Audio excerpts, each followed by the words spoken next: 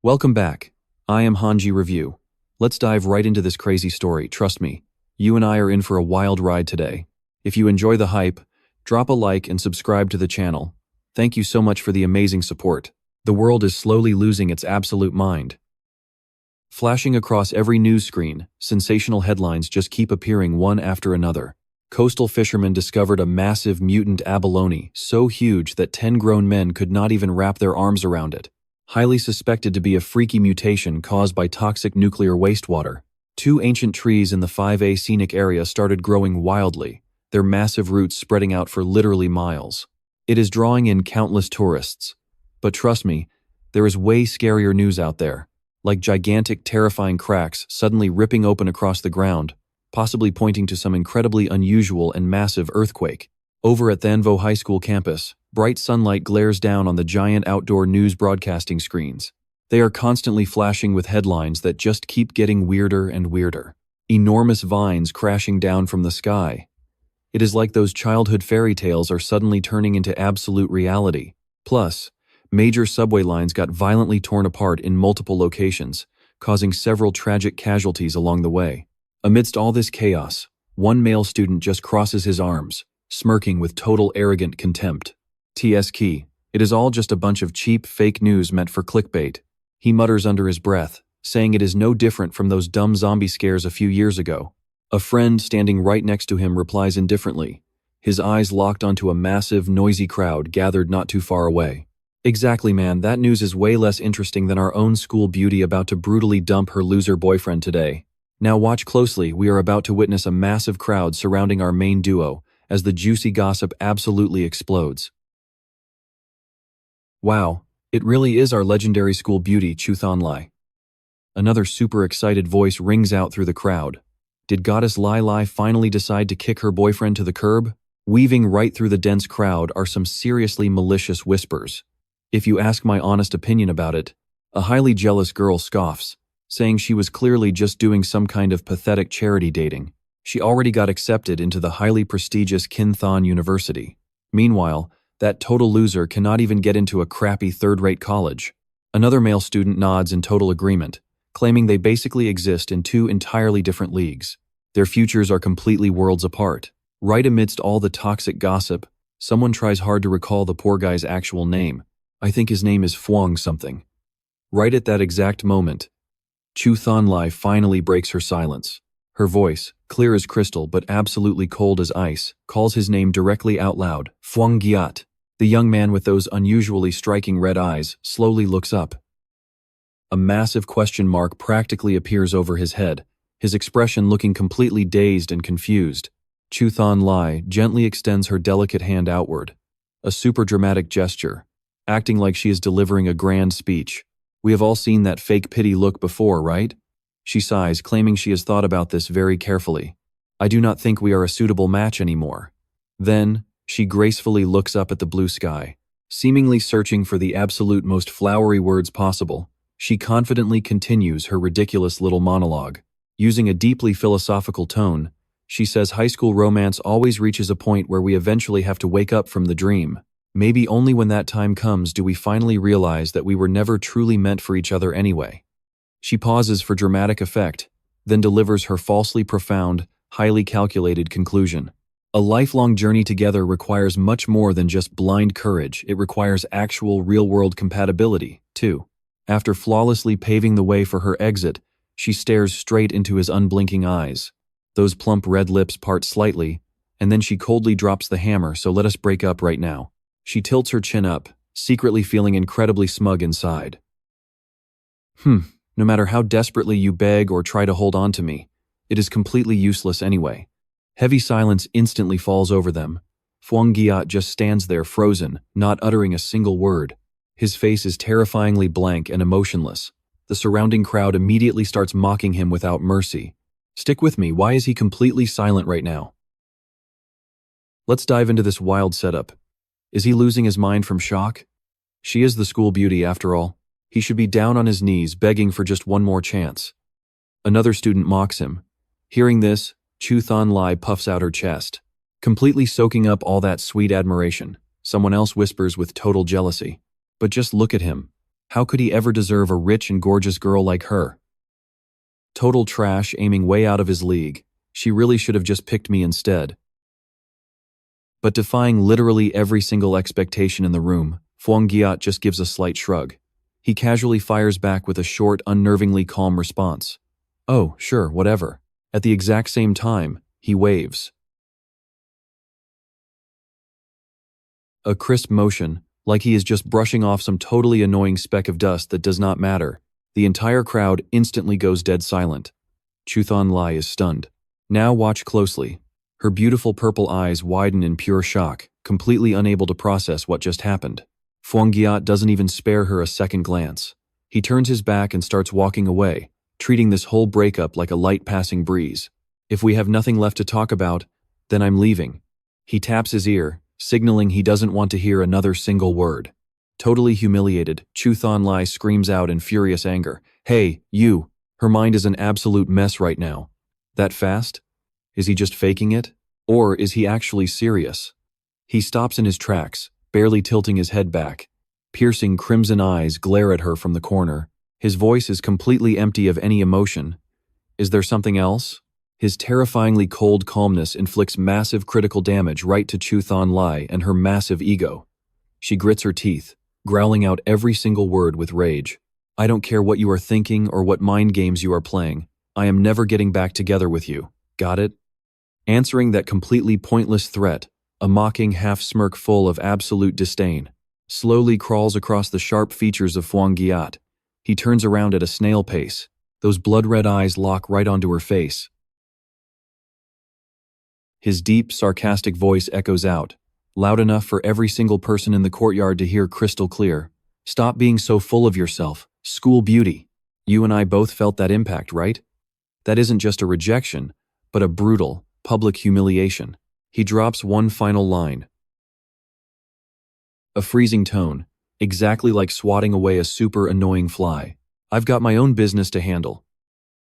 In a flash, Chuthon Lai sees her gorgeous face go completely pale, before burning bright red from sheer embarrassment and boiling fury. A single drop of cold sweat rolls down her cheek. She is completely frozen, totally speechless. The surrounding crowd, the exact same people who were just cheering out loud, have now gone completely silent. They stare in pure shock as Fang Yi decisively turns away to leave, leaving the stunned school beauty far behind him. No way, how could anyone be that cold and ruthless? Someone mutters in absolute, total confusion. Fang Yi simply tilts his head to look at the sky, where the bright sun is suddenly blocked out by a seriously bizarre black cloud, creating a crazy scene that looks exactly like a solar eclipse. He thinks to himself, eyes hiding deep pity. Chuthon Lai and the rest of them, they're completely clueless about what is about to happen. He tightly clenches his fist. Things like cash and elite education, the current rules of this society, all of it will soon crumble into useless ash anyway. A deeply symbolic image suddenly flashes right inside his mind. His massive shadow stretches out, huge and imposing, completely swallowing up the tiny crowd, and Chuthon Lai standing right there. They have absolutely no idea that... Trust me, here's the real secret. He came back from a future apocalypse, totally reborn into this timeline. His intense gaze turns incredibly distant. To him right now, Chuthon Lai standing there is just some distant stranger from a totally different past life. He simply walks away. Every single step he takes is totally solid, walking straight toward the blazing sun right now. Stick with me, we've got way bigger things to deal with here. He glances back at the noisy schoolyard behind him, completely deadpan and unbothered. The school beauty? Popularity? Whatever. Because absolutely everything is about to get completely reset very soon. His vision pushes way out past the school gates, stretching beyond the city limits, wrapping entirely around the whole blue planet. The real crisis is coming for the entire human race on this blue planet, and those absolute nightmare memories come flooding right back. This whole insane thing actually started last night while he was fast asleep. A blinding beam of light suddenly shattered into a million tiny pieces right inside his mind. Broken, haunted images started flashing before his eyes like crazy. A creepy blood moon hanging right over dead branches, where entire flocks of black crows are screaming out in the most demonic way possible. Then, a massive, world-ending tsunami, towering as high as skyscrapers, just swallowing a huge cargo ship whole like it is a cheap plastic toy. Insane purple lightning strikes down onto a crowded city, violently tearing the night sky apart. And the absolute worst part? Now here is where it gets wild. A massive, disgusting monster covered in eyes slithers across skyscrapers, spreading absolute death everywhere. Right inside this nightmare, a totally robotic voice suddenly echoed out of absolutely nowhere inside his head, revealing that the massive spiritual energy revival will officially begin in exactly 361 days, 11 hours, and 59 minutes.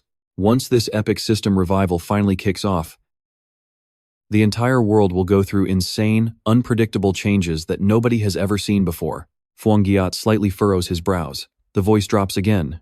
Society's rules are going to be completely rewritten from scratch, and the chaotic new era of spiritual cultivators will officially begin.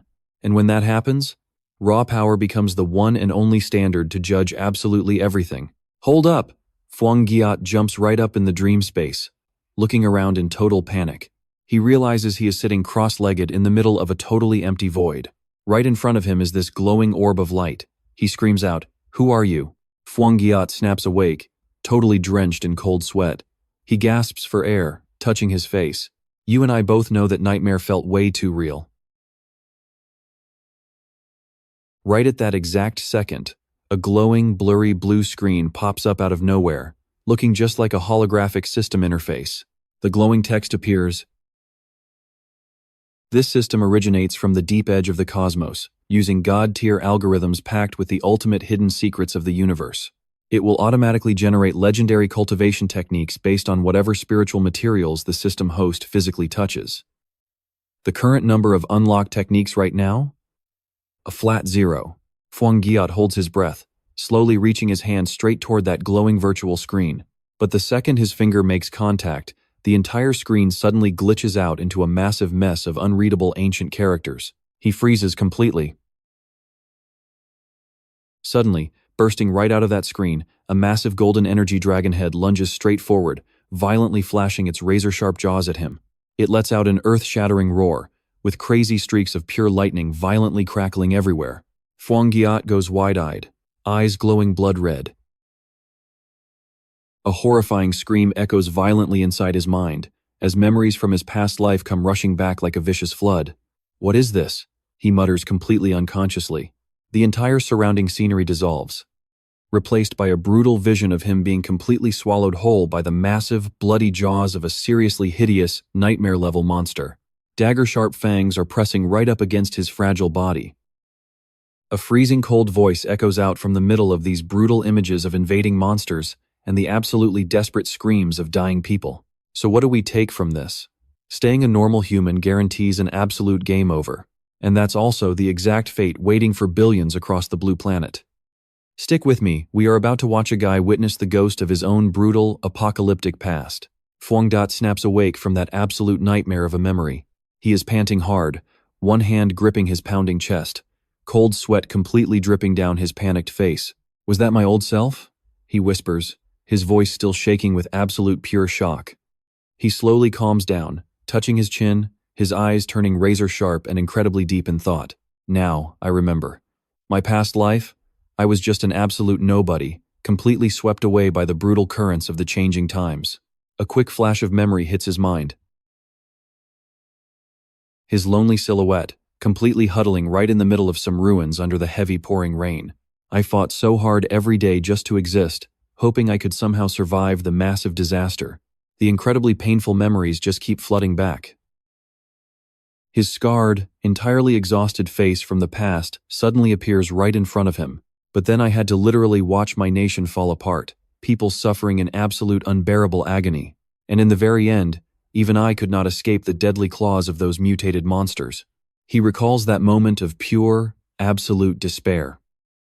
Collapsing completely helplessly right in front of a massive beast as tall as a skyscraper, right inside a totally ruined city. I died in pure despair, filled with massive rage and desperately thirsting for sweet revenge. His final past life image?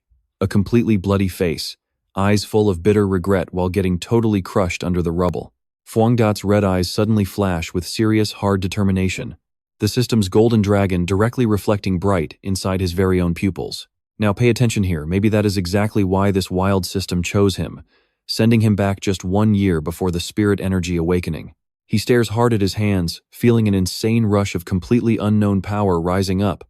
Right now, absolutely nobody has a single clue about the crazy, world-shattering changes coming so soon. He slowly clenches his fist, and a brilliant golden light totally explodes into the air. He is going to use every single crazy anomaly caused by this spirit energy to grab a massive advantage for himself. A system prompt suddenly hits his mind. The system is initiating a brand new evaluation right now. His eyes flare up with blinding gold. A super intense, massive energy is directly interacting with his very soul. Host has been linked successfully. A brand new path has just been completely unlocked. His silhouette appears, standing right inside glowing golden energy currents that are branching out just like giant, massive trees. The system voice rings out loud once again, carrying an incredibly massive, heavy mission. Absolutely everything in existence can be freely used as raw materials for this wild system. Please collect all the powerful cultivation techniques and wild, rare abilities. Become an insanely strong cultivator and literally step up to save this doomed world. Wild, right? Back in reality, he finally hits the incredibly crowded city streets. A loud broadcast echoes everywhere. Humanity is currently facing a totally unprecedented global crisis that changes absolutely everything. We cannot find any answers in the past anymore. We can only adapt using our very own raw strength. He completely pauses, just watching the crowd still living their totally clueless, carefree lives. This is it, he mutters. The government will not officially confirm or deny these weird anomalies. They are just telling all citizens to strictly prepare. Someone casually walks by, and their phone screen is totally flashing wild news alerts about giant mutant abalones and massive abnormal ancient trees growing right out of nowhere. Fang Yi spots it instantly. This exact message style is perfectly how the Xia nation secretly drops their subtle warnings. Crazy reports that used to be treated like complete, fake urban legends would have never ever been spread exactly like this fast before. He completely gets this indirect approach. You and I are so ready. Alright, stick with me here. The Xia nation's total silence is keeping its citizens completely calm and trusting. In his mind, he pictures the absolute chaos happening in other countries, nothing but wild riots and endless gunfire. He figures it is a pretty slow and heavy-handed method, but way more effective than the absolute madness and gunshots tearing through all the neighboring nations. While walking down the sidewalk, a sudden crazy thought flashes right into Fang Yi's mind. He stops dead, staring at his blank phone screen. Wait a second, the system literally said he could use absolutely anything. Does that mean he should just head straight to wherever anomalies are popping up? Without hesitating, he unlocks his phone and scrolls through the news. A bright, flashing notification immediately catches his eye. Attention all Jingcheng University freshmen out there. Please take safety precautions immediately and make sure to apply your sunscreen. Right below that is the #1 trending headline. The ultraviolet index over at Jingcheng University just hit an absolute century-high record. And right next to it, a severe extreme heat warning article has just been officially issued. His glowing red eyes narrow slightly. A crazy new plan is already forming in his head. Nearby, 2 guys playing basketball spot the news on their friend's phone and instantly burst out laughing in pure mockery. Even a top-tier university has to resort to cheap stunts just to get some attention now? Another guy just completely scoffs at it. This kind of heat could literally kill someone. It is obviously totally fake news. Definitely just some paid hashtag bot just to force it onto the trending list. Now watch closely. This is where it gets interesting. He completely ignores their gossip and looks straight up. Weirdly enough, the sky is completely covered in dark clouds, with flocks of birds flying around. It absolutely does not look like a record-breaking heat wave is about to hit. He instantly checks his weather app. It clearly shows the ultraviolet index is sitting at exactly 0. He mutters to himself, his eyebrows pulling together. Hold on, how can the weather be this drastically different? Jingcheng University is only a 15-minute drive away from here. Something is seriously wrong right now. He quickly pulls up the official school forum. A brand new announcement is pinned right up top. Freshman registration will continue as planned. Please avoid the north gate due to incredibly high ultraviolet levels. All the other entrances will remain completely open. Attached is a crazy picture of the gate bathed in red-orange light, with a thermometer below showing a terrifying 74 degrees Celsius. The comments are full of pure doubt. How is there ultraviolet radiation when it is cloudy? Looks totally photoshopped. Definitely a fake. Fang Yi quietly curses under his breath. Damn it.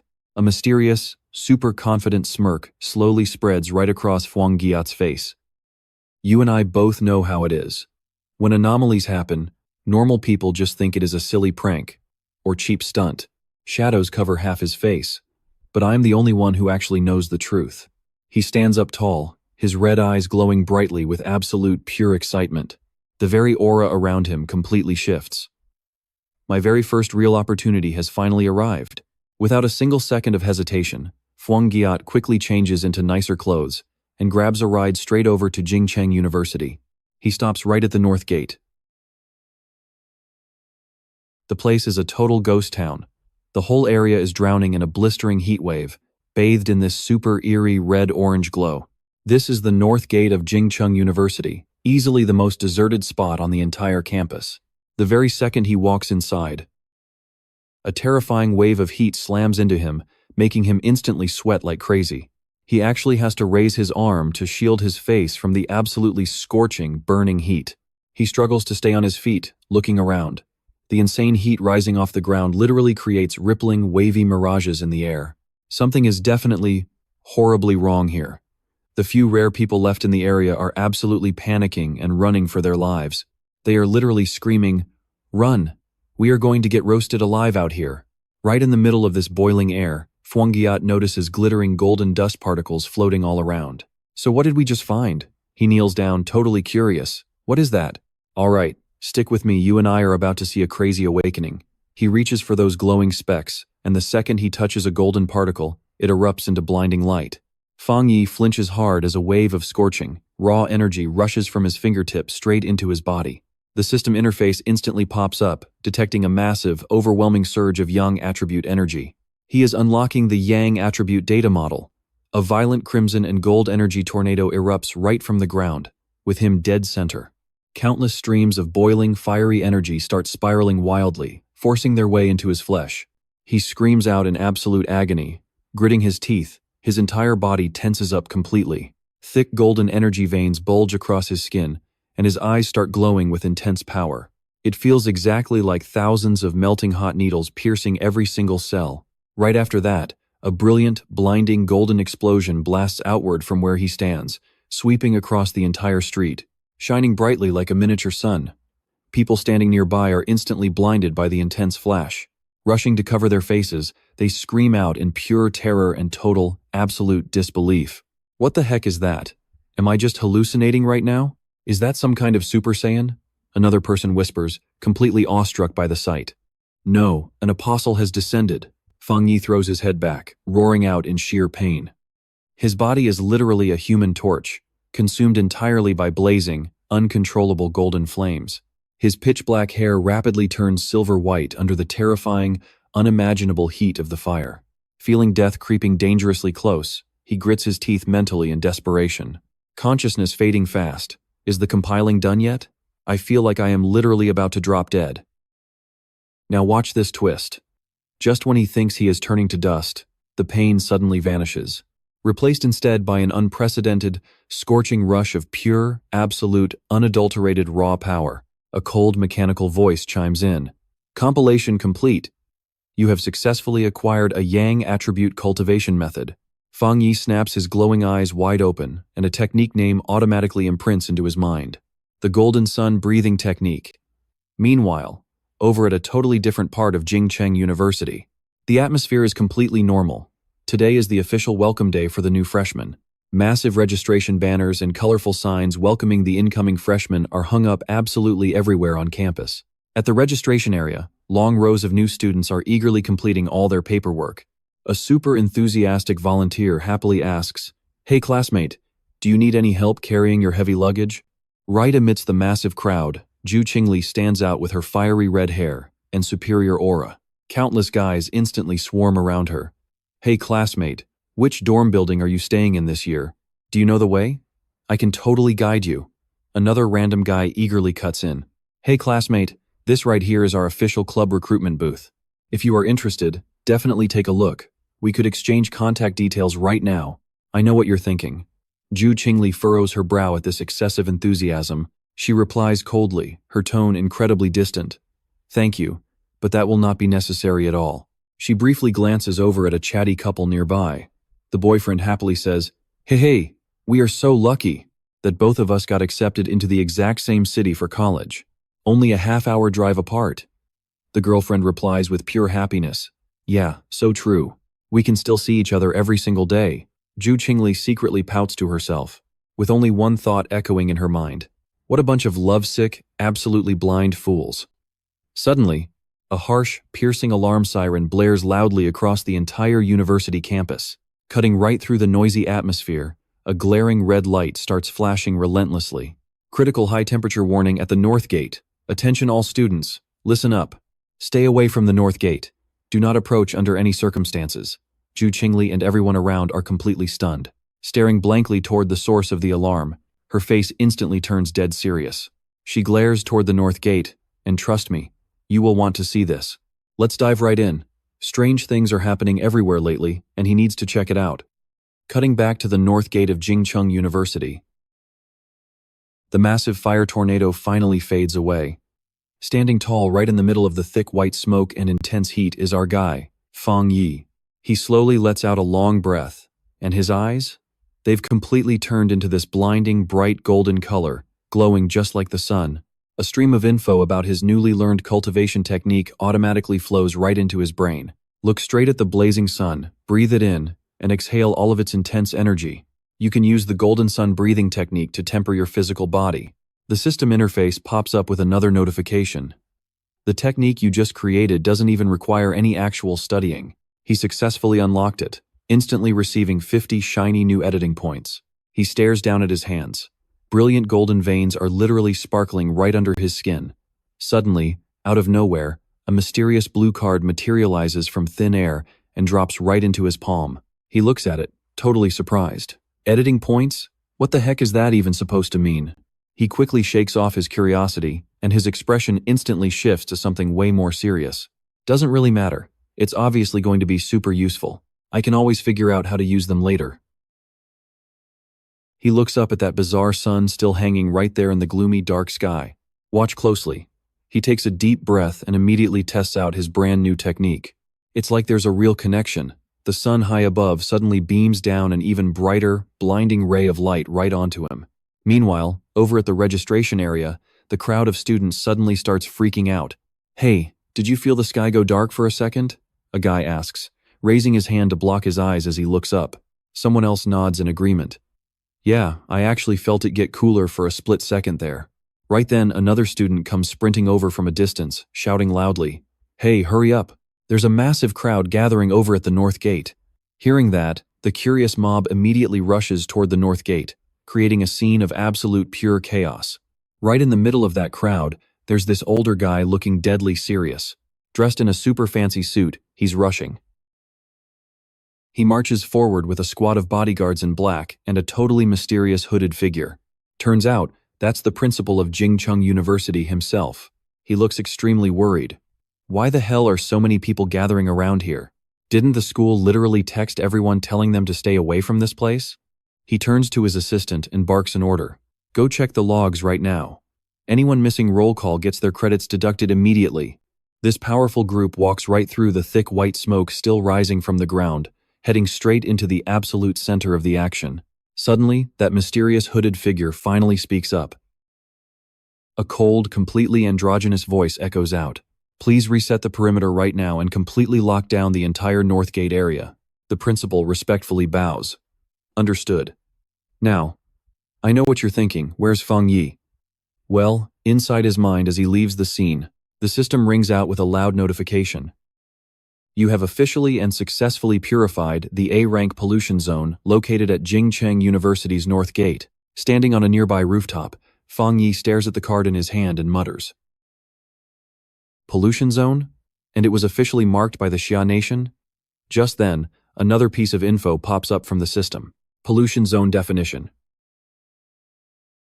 Abnormal locations designated by the Xia government, generating massive spirit energy recovery. The actual danger level of these spots remains entirely unconfirmed. He freezes up entirely. Don't tell me I am actually not the only one here. Suddenly, the university's emergency sirens start blaring loudly through the air. His eyes flash dangerously as the speaker screams out, "Warning! Warning! All unauthorized personnel currently near the Northgate lockdown zone, please evacuate the premises right now, immediately." Cutting back to the main scene. The student crowd, including Chu Qingli, gets blocked by guards.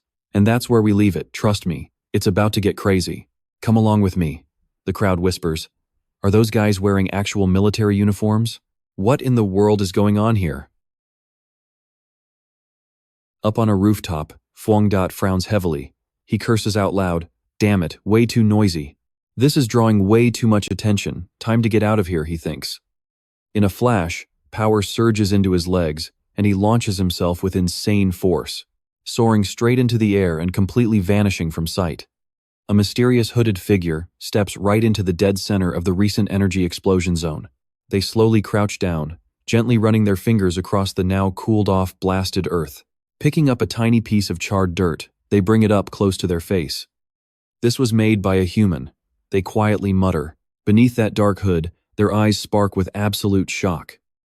Could someone else really have made contact with spiritual energy this early on?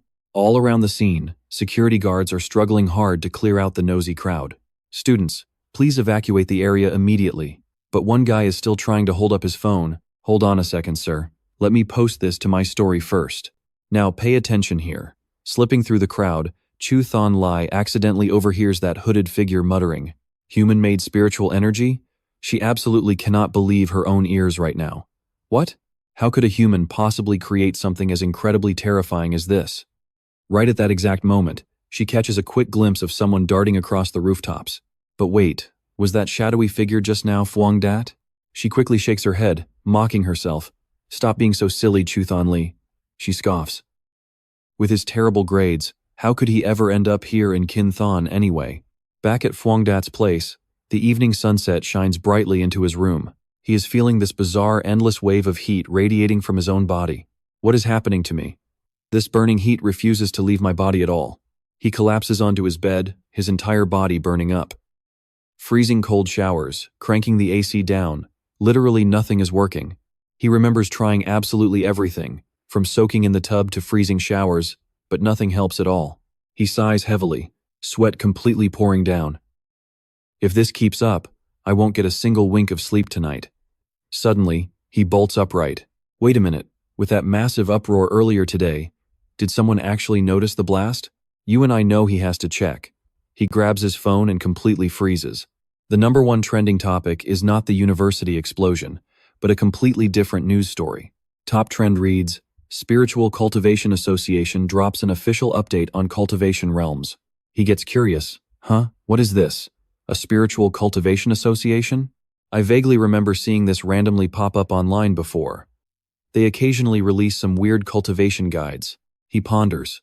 But back then, literally everyone thought it was just a joke by some web novelist mixing the real world with a cultivation fantasy. Suddenly, the image of that mysterious hooded figure at Kin Thon University flashes right into his mind.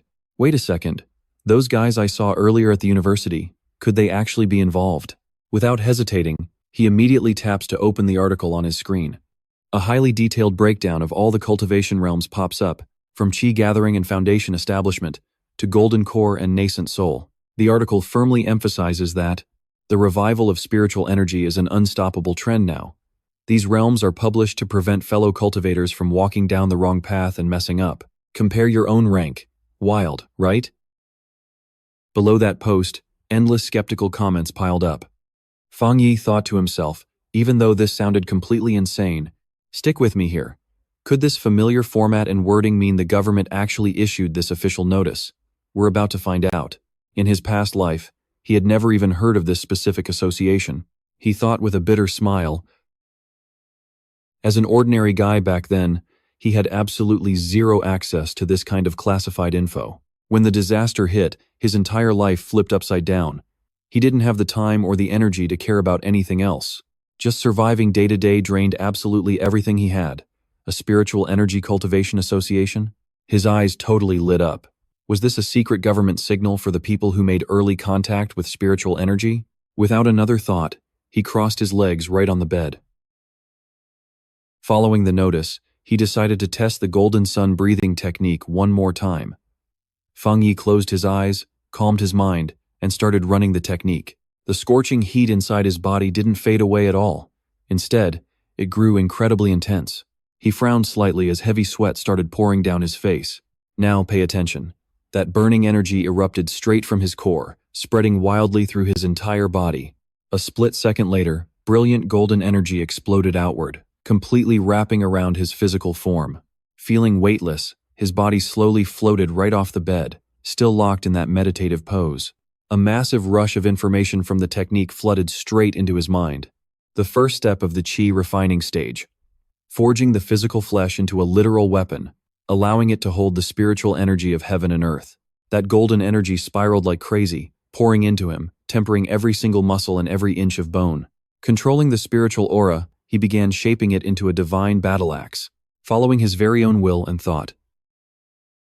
The blazing hot energy spun wildly together, slowly condensing into the massive shape of a terrifying, fiery battle axe. Fang Yi's eyes flared with brilliant light. Brilliant golden energy streams fully covered his determined face, showing his absolute, intense focus. And then, a loud rip. That crazy, overpowering pulse of energy completely shredded his shirt into tiny pieces, revealing a seriously muscular and heavily toned physique underneath. He threw his head back as a single tear rolled down his cheek, finally feeling this unprecedented, earth-shattering power. Could this really be? The system chimed in. Congratulations, you have successfully entered the qi refining stage. Another notification suddenly popped up on screen. You can use your edit points to forcefully attach any edited data directly onto absolutely any physical object. Current edit points, 50. Fang Yi opened his eyes as the energy slowly faded. He totally froze. Edit points? He almost completely forgot about those things. You saw that too, right? He stared at the virtual card. What did this actually mean? The edited data that he had just acquired. Did it mean the pure yang attribute from the golden sun breathing technique? He stared at the text, forcefully attached to any object, and quickly glanced around his room. Reaching out, he grabbed the cup on his nightstand. This little thing totally counts as any object, right? The system instantly responded as the image of the cup glowed. Consume edit points and attach the yang attribute to this item. A super confident and totally wicked smile slowly spread across his face. Bullseye, he thought to himself. Forcefully attaching basically meant enhancing a normal object, giving it pure supernatural power. If he clicked yes, this ordinary cup would instantly turn into a yang attribute artifact. His imagination immediately started running totally wild. And if he used a real gun? Trust me, you're going to want to see this. A knife or another weapon would become his exclusive god-tier gear, right? Visions of countless blazing golden divine weapons instantly flashed right through his mind. Needles are just flying everywhere. Stick with me here based on the system rules. He is definitely not limited to just one single attribute.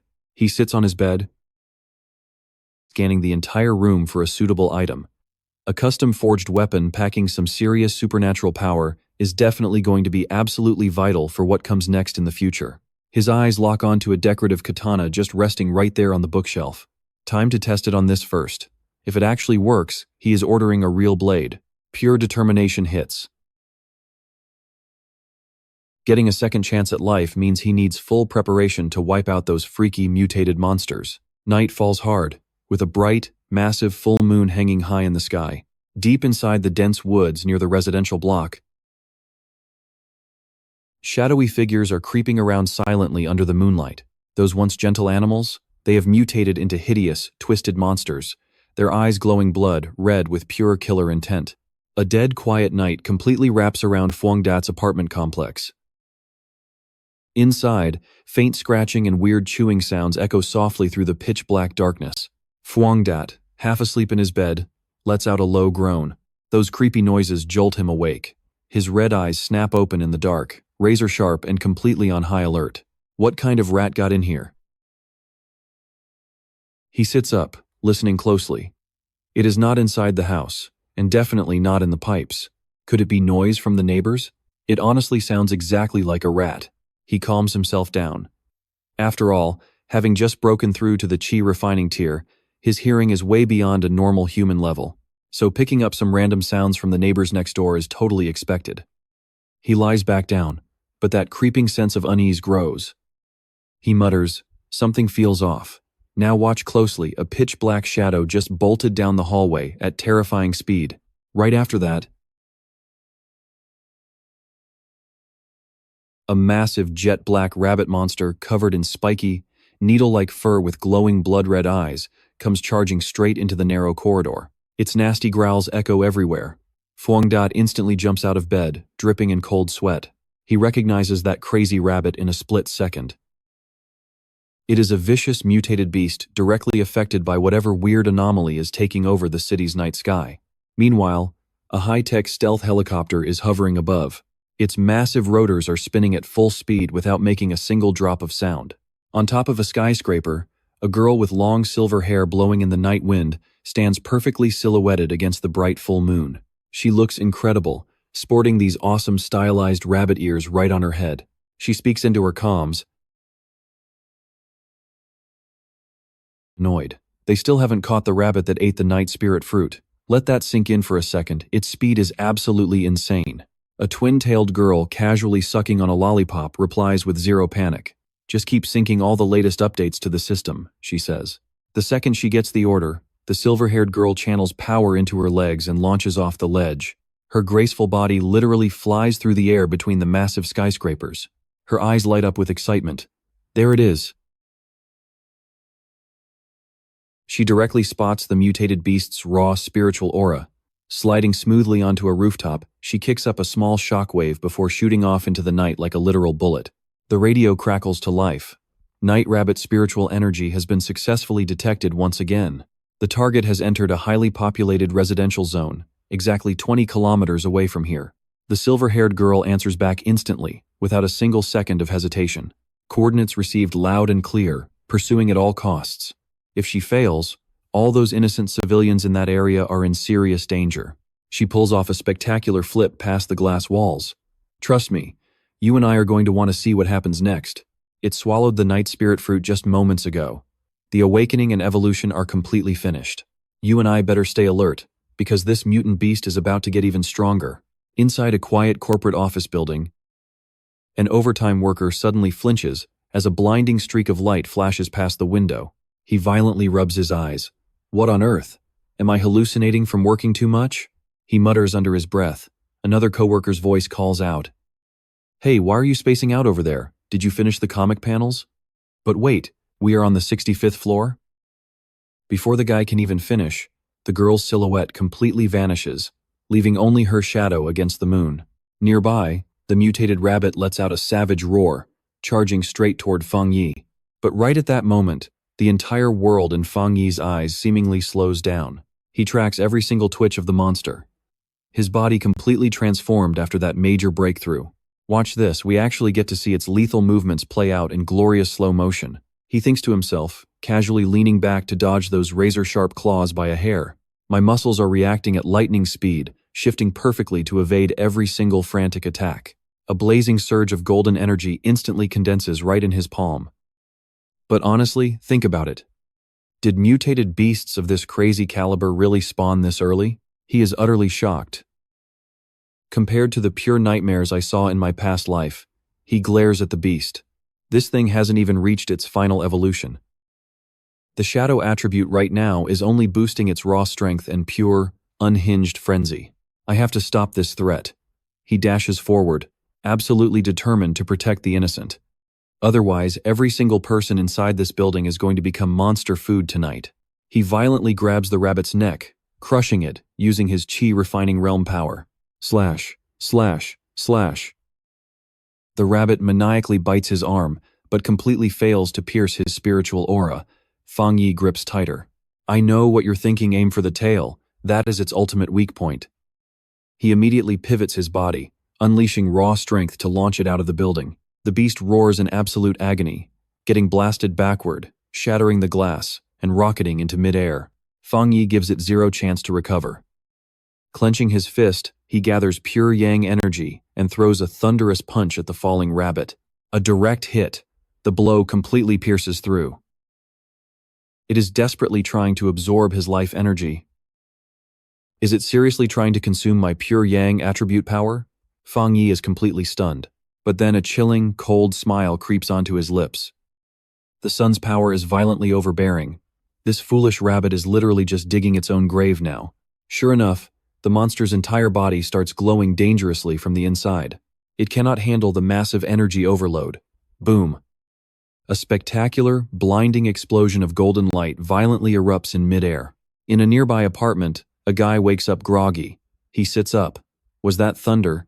He checks the window, but there is absolutely nothing outside. Down in the dark forest, Fang Yi gracefully lands on a tree branch.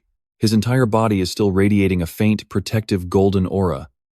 He stands tall, staring quietly at the ground covered in yellow leaves. That starving ghost tried eating his energy, but trust me, you and I know Fang Yi is untouchable. Let's dive in. A small black object with one red eye drops right at his feet. Fuang stares at it, jaw set. Without a single second of hesitation, he stomps it flat. It is clearly a dark attribute creature, yet it literally threw its life away, facing its ultimate counter pure yang energy. He scoffs. That thing must have been absolutely starving. Looking up at the apartment complex, his expression turns dead serious. The horrific monster mutations? Yeah, they have officially started. If he was still just a normal, unawakened guy, a terrifying image flashes through his mind, the entire complex getting slaughtered. Every single person living here would have been nothing but a quick appetizer for that beast. His eyes burn with pure fighting spirit. He is totally ready to crush threats exactly like this. He needs to collect way more cultivation methods. Fast. Meanwhile, high up in the dark night sky, a white-haired girl is rushing toward the forest, heading straight for the exact spot where the explosion happened. She darts through the dense forest canopy like an absolute blur. Her body lands on the solid ground as light as a feather. Not a single sound. Now pay close attention here. Her ice-blue eyes snap wide open, her pupils shrinking in absolute shock at the scene. Standing right in the middle of the scorched clearing, all she finds are the charred, blackened remains of that mutant rabbit. She mutters in complete disbelief. Is it actually already dead? Kneeling down, she carefully inspects whatever is left of the creature. The target is dead. Its body is blown to absolute pieces. She reports straight into her comms. I will recover the leftover dark attribute fragments right now. But the exact second her slender fingers brush against the dirt, a wave of blistering residual heat suddenly flares up, completely engulfing the burnt corpse fragments. She quickly yanks her hand back. White smoke is literally rising from her palm. Too hot, she whispers, her face totally stunned. This scorching spiritual energy is insane. An image of the mysterious hooded guy from the North Gate flashes into her mind. An insanely high and pure yang attribute, exactly like the one at Jingcheng North Gate. She states firmly, this cannot be a simple coincidence. Tapping her comms, her gaze turns absolutely razor sharp. Headquarters? Yeah, the rabbit is dead. You and I both know the truth. She stands up, staring at her shadow. But I did not kill it. A brand new pioneer has just appeared with a seriously high-level attribute. A girl with a lollipop replies from the other end, her voice clearly cutting through a glowing, spherical comms device. You mean the purification at Jingcheng University North Gate and the mutant rabbit were both done by the exact same person? The white-haired girl replies with a single word. Yes. And even though this guy's energy is only at Qi condensation stage 1, his attribute is a yang type that is unbelievably pure, just like at the North Gate. The voice confirms it, spot on. In a control room packed with monitors, a staff member furiously types away. I have confirmed it. There is absolutely zero record of this guy in the headquarters database. A guy in a suit standing right behind him speaks up, sounding highly intrigued. With crazy talent like this, the association has to seize the chance to recruit him. Out in the forest, the white-haired girl nods. Yeah, I completely agree. Suddenly, a blue flame and a yellow flame burst right to life in her hands. She gently condenses the fireball, tucking it safely away into a specialized pouch. The voice from headquarters rings out again, bringing a brand new order. Put all your current missions on hold. The top priority is tracking down this pioneer. And trust me, you are going to want to see this. You and I know they desperately want him in the Spiritual Cultivation Association. The silver-haired girl just unpacks a fresh lollipop. Message received, she immediately puts the walkie-talkie away. She pulls out the exact same candy and pops it right into her mouth. A playful spark flashes in her eyes as she tastes the candy. But hold up, she needs a cup of milk tea first. Meanwhile, over at Jingcheng University, the principal is standing directly in a roaring sea of golden flames. Yet he does not feel any burning heat at all, only absolute, pure awe. Who exactly is this guy? It turns out that VIP was actually totally right. Someone with this level of insane power has to be an absolute master. A fiery determination sparks in his eyes. He absolutely must get to know them. The very next morning at Fang Yi's place, bright sunlight floods right through his window. He stretches out, feeling completely refreshed. A solid daily plan always starts in the morning. The brilliant morning sun shines directly down on him. He stands up, tossing off his torn shirt to reveal a perfectly shredded six-pack physique. He smiles with pure satisfaction. Waking up this early is definitely way better for his overall cultivation. He sits cross-legged on the bed, soaking in the sunlight and feeling that morning heat. He activates the golden sun breathing technique. Streams of golden energy start swirling around his body once again. His eyes glow brightly. Now that he hit the chi refining tier, he can actually feel the technique's spiritual energy manifesting outward. Running the golden sun breathing technique feels just like energy threads wrapping tightly around a divine axe. A faint, glowing axe of light materializes right above his head. He furrows his brows. Watch closely now. The glowing light axe suddenly explodes. Is it really that fast? Did he just break through again? Beams of golden energy literally stream from his eyes. He clenches his fists tightly, feeling his power completely skyrocketing. He stands up, swinging the light axe around. The axe feels noticeably lighter than it did just yesterday. He slashes it downward with insane force. Cultivation is basically just like chopping wood. There is nothing else to it, just pure, relentless consistency. He grips the axe handle tightly, focusing every ounce of energy. He unleashes one massive, decisive downward strike. A massive wave of energy erupts out, and the system notification chimes loud and clear. You have advanced to 2-star chi refining tier. Fang Yi's eyes blaze with roaring golden flames. Let that sink in for a second. Absolute berserk power courses through his veins as he looks up. Every single cell is being reinforced. His physical body feels incredibly solid, tougher than ever before. That golden energy aura continuously swirls around his entire body. The raw strength of the 2-star chi refining tier leaves him feeling incredibly deeply satisfied. He thinks to himself, sure, his progress is insanely fast, but that is simply because he completely used up all the leftover stored energy from his previous breakthrough to the 1st star. He balls his hands into fists, feeling that raw power surging. He tells himself that from now on he needs to level up steadily, one solid step at a time. He pulls his spiritual energy back in. His eyes return to their normal deep crimson color. He takes a look around the room, but the wild anomalies caused by his hardcore training are getting way too flashy now. He definitely still needs to find a perfectly quiet spot. His gaze lands right on a freshly delivered package, holding the brand new katana sword he just ordered. At that exact moment, over at the association office, an older, gray-haired man is sitting quietly behind his desk. His eyes flutter open. He lifts his teacup, glancing at a ringing phone alert. It detected massive solar energy fluctuations right nearby. Could it really be him again? A few days later, Fang Yi sits by a clear mountain stream with his new katana. And trust me, you are going to want to see what he does with the system interface. Using editing points to implant the yang attribute into this item, he does not hesitate for a second. Yes. Brilliant golden energy begins flowing from his body straight into the sword. Let us jump right in. He thinks back to his last failed test, where he actually tried using a toy model sword as a weapon. The coating worked perfectly, but that fake blade simply could not handle the raw power of his young attribute. He remembers the plastic toy literally bursting into flames in his hands. It turns out not just any random item can be forced into becoming a proper, high-tier weapon.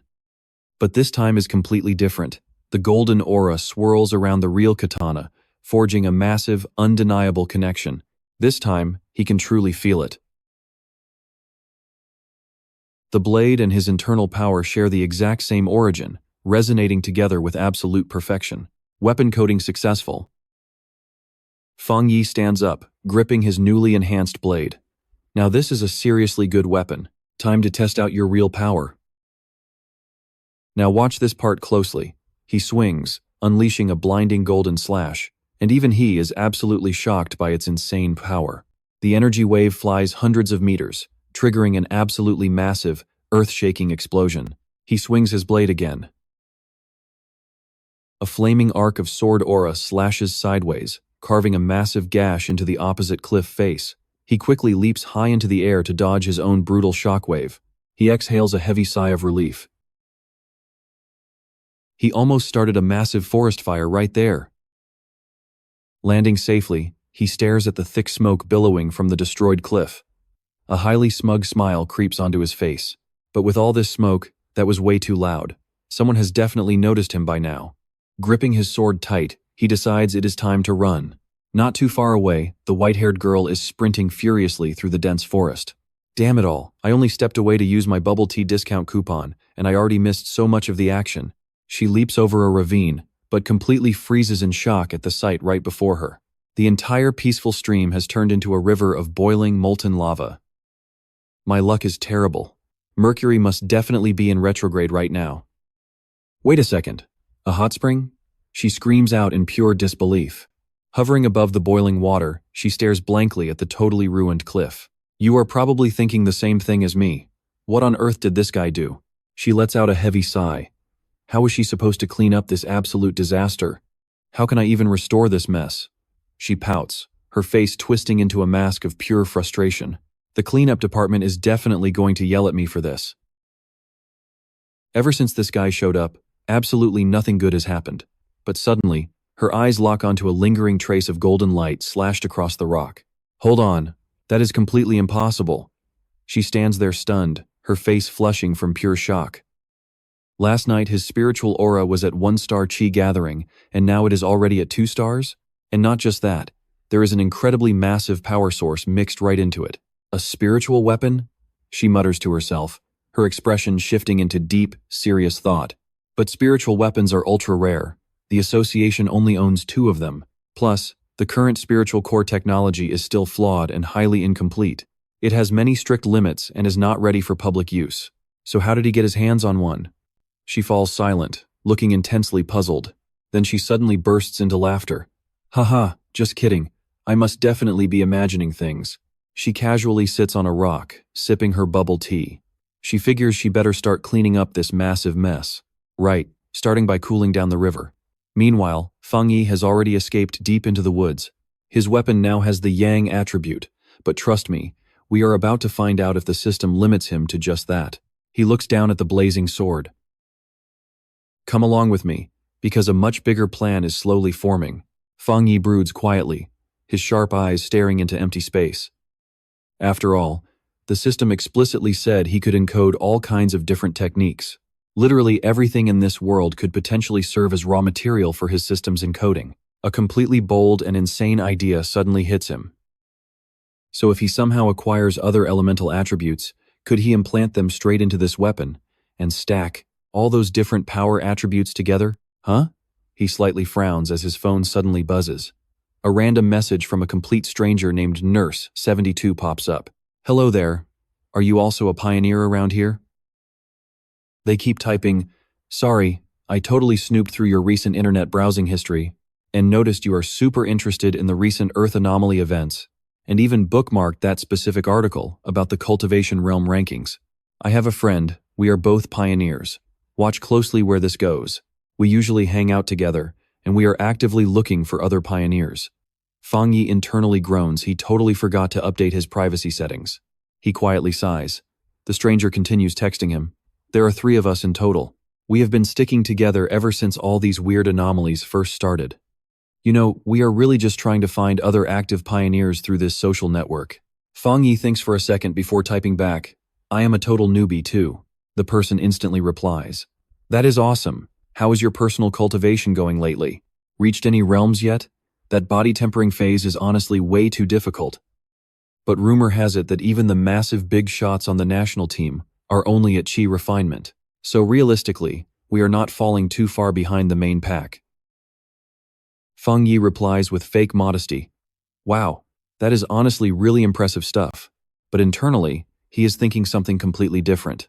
Even the official military rookies are seriously only stuck around the basic chi refinement stage right now? His glowing red eyes suddenly flash with a dangerously sharp, calculating light.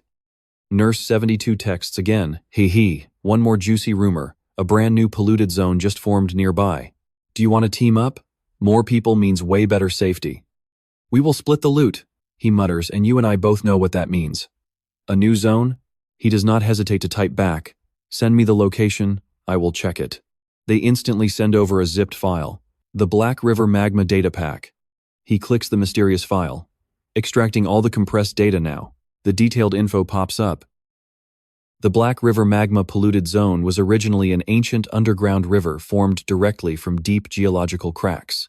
Thanks to the sudden worldwide mutation, the water turned to pure magma, making the area insanely hot. An image of a blazing, fiery magma cave shows up. Fang Yi smirks. It matches his very own pure yang attribute perfectly. Looks like this trip could be a massive harvest. He quickly types back to the stranger. Alright, I agree to team up. Over in Shinmu District, a random group is standing right in front of a ravine. One guy asks, Hey Old Lee, when is your new friend finally arriving? Soon, any minute now, Old Lee happily replies. Another guy turns to the blonde girl, Xiao Ya. Thanks so much for the map and all the detailed info you provided. I found this exact spot instantly. It was super incredibly detailed. The girl named Xiao Ya warmly smiles back. No problem at all. Thank you guys for coming out to explore with me. Once we actually head inside, we really need to watch each other's backs. She secretly watches her temporary teammates and sighs. Stick with me, this gets absolutely wild. Let's dive in. Real shame. Looks like there are 0 standout pioneers this time around. She was really hoping to scout someone decent for the association. Meet Trung Tuanya, Ministry of Culture staff, but secretly a core member of the elite Spiritual Cultivation Association. Most pioneer rookies have 0 clue that this cultivation association is actually a highly classified government agency. Becoming a fully official member? It is actually insanely difficult to pull off. Most people cannot even find the front door, let alone get an actual invite. She just sighs to herself. I had to survive endless layers of brutal testing, and my family literally had to cash in so many favors just to get me here. If our team does not find absolutely anything out here today, I am totally going to be stuck working brutal overtime again. Just watch. She rubs her temples. Right at that exact second, a voice calls out from behind. Ah, wait, is that Fuang? One of the team members suddenly shouts out loud. A figure steps out of the woods. Absolutely incredible, peak aura. I am Fuang. It is great to meet everyone. Tunya freezes. So insanely young. If I am not mistaken, this is 2-star chi gathering strength. But his spiritual energy feels totally strange to her. Even though his spiritual aura is massively strong, there is 0 crushing pressure to it. It actually feels super warm. Well, since we are all finally here, let us get moving, someone says. The whole squad answers back, yes, and they step inside the inner cave. Fuang Giat steps up, I will lead. You handle the lighting. Tunyan nods at him. Okay. As they go much deeper, someone warns him, Brother Fuang, slow down. Watch out for falling rocks. Another whispers, I honestly thought all the water down here turned to magma, but I literally just felt a cold drop hit me. Scared me to death. Pay close attention here, Tunyan notes. Weird. Do you guys think it is less hot than expected? Another guesses, yeah, probably because we have not reached the pollution core yet. Fuang Giat echoes back. If anyone gets tired, speak up. Safety always comes first. He thinks to himself, feeling their very genuine friendliness. I was the absolute last to arrive, but they accepted me as one of their own. Whether it is natural kindness or just trying to find some highly reliable teammates, during this completely chaotic era, it honestly still feels incredibly sincere to him.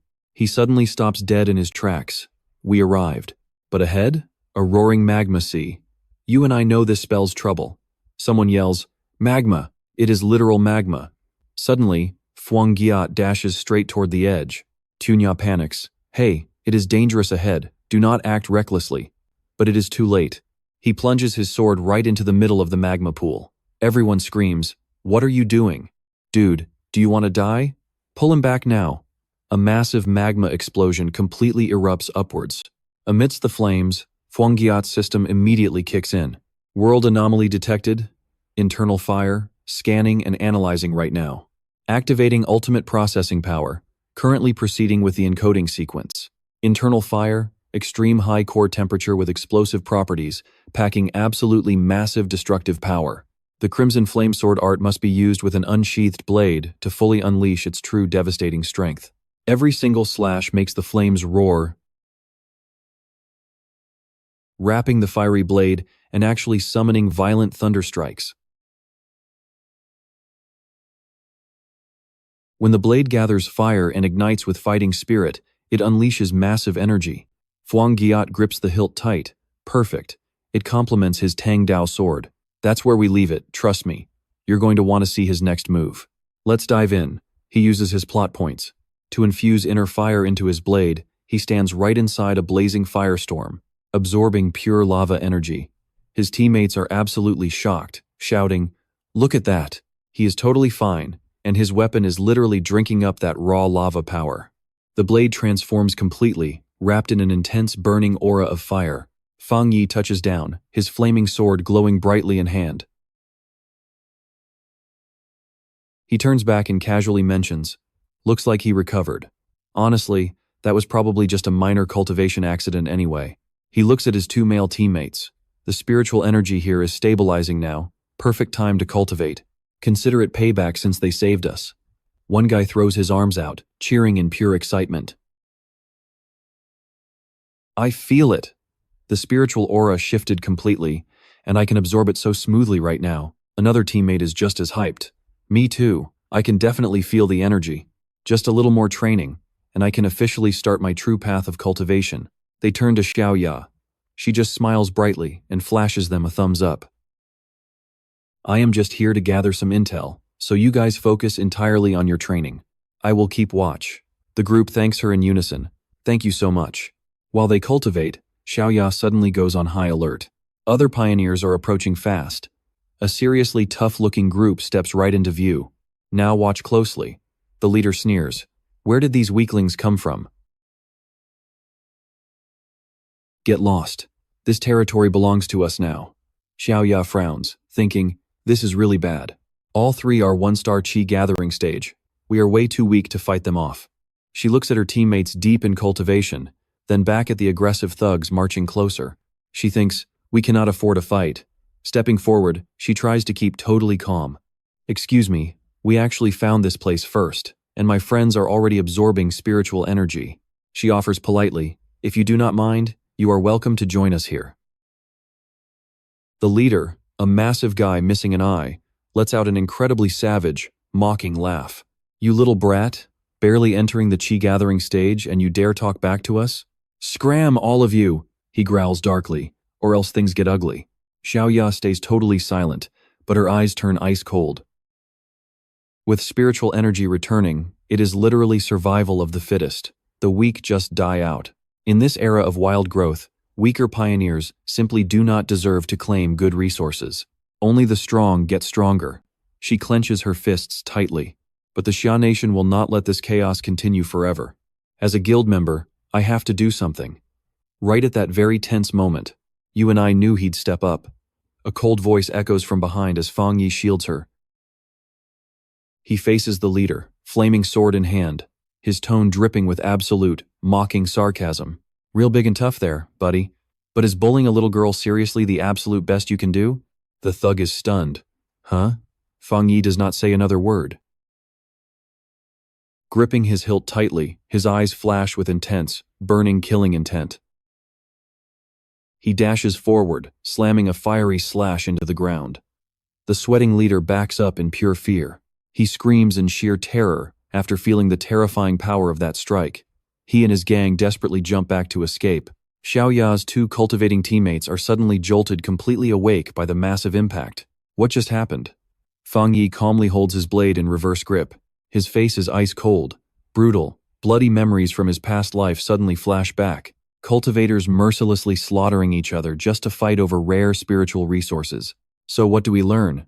Cultivators believe that toxic theory. Stick with me, the strong survive, but absolute tragedy always follows. He grips his blade tight. Just talking and lecturing won't ever scare off punks like these. The boss is literally shaking, sweating buckets. Fang Yi calmly yanks his sword tip out of the dirt. He growls a single word, scram. A blazing hot sword aura shoots right out from the blade, grazing the terrified boss straight across the face. Clutching his burned face, the boss screams in absolute panic. Then boom, a massive second explosion hits. What kind of monster is this guy? Run away! He and his gang scramble for their lives. Xiaoya's group runs over, cheering him on with pure admiration. Oh man, you are way too cool. That sword slash just now was absolutely insane. Fang Yi smiles and scratches his head all shyly. It was nothing really, those guys just completely crossed the line this time. Looks like everyone is finally done cultivating right now. Should we get going? Yeah, the spiritual energy here is totally drained out anyway. Let's just move on. Xiaoya says that out loud, but inside, her heart is a raging storm. She quietly stares at Fang Yi's back. You and I both know the truth. If that strike actually hit, we'd only be looking at charred corpses right now. This guy absolutely has to be a top-tier pioneer with high-level attributes and seriously crazy cultivation talent. Clenching her fists, she looks super determined.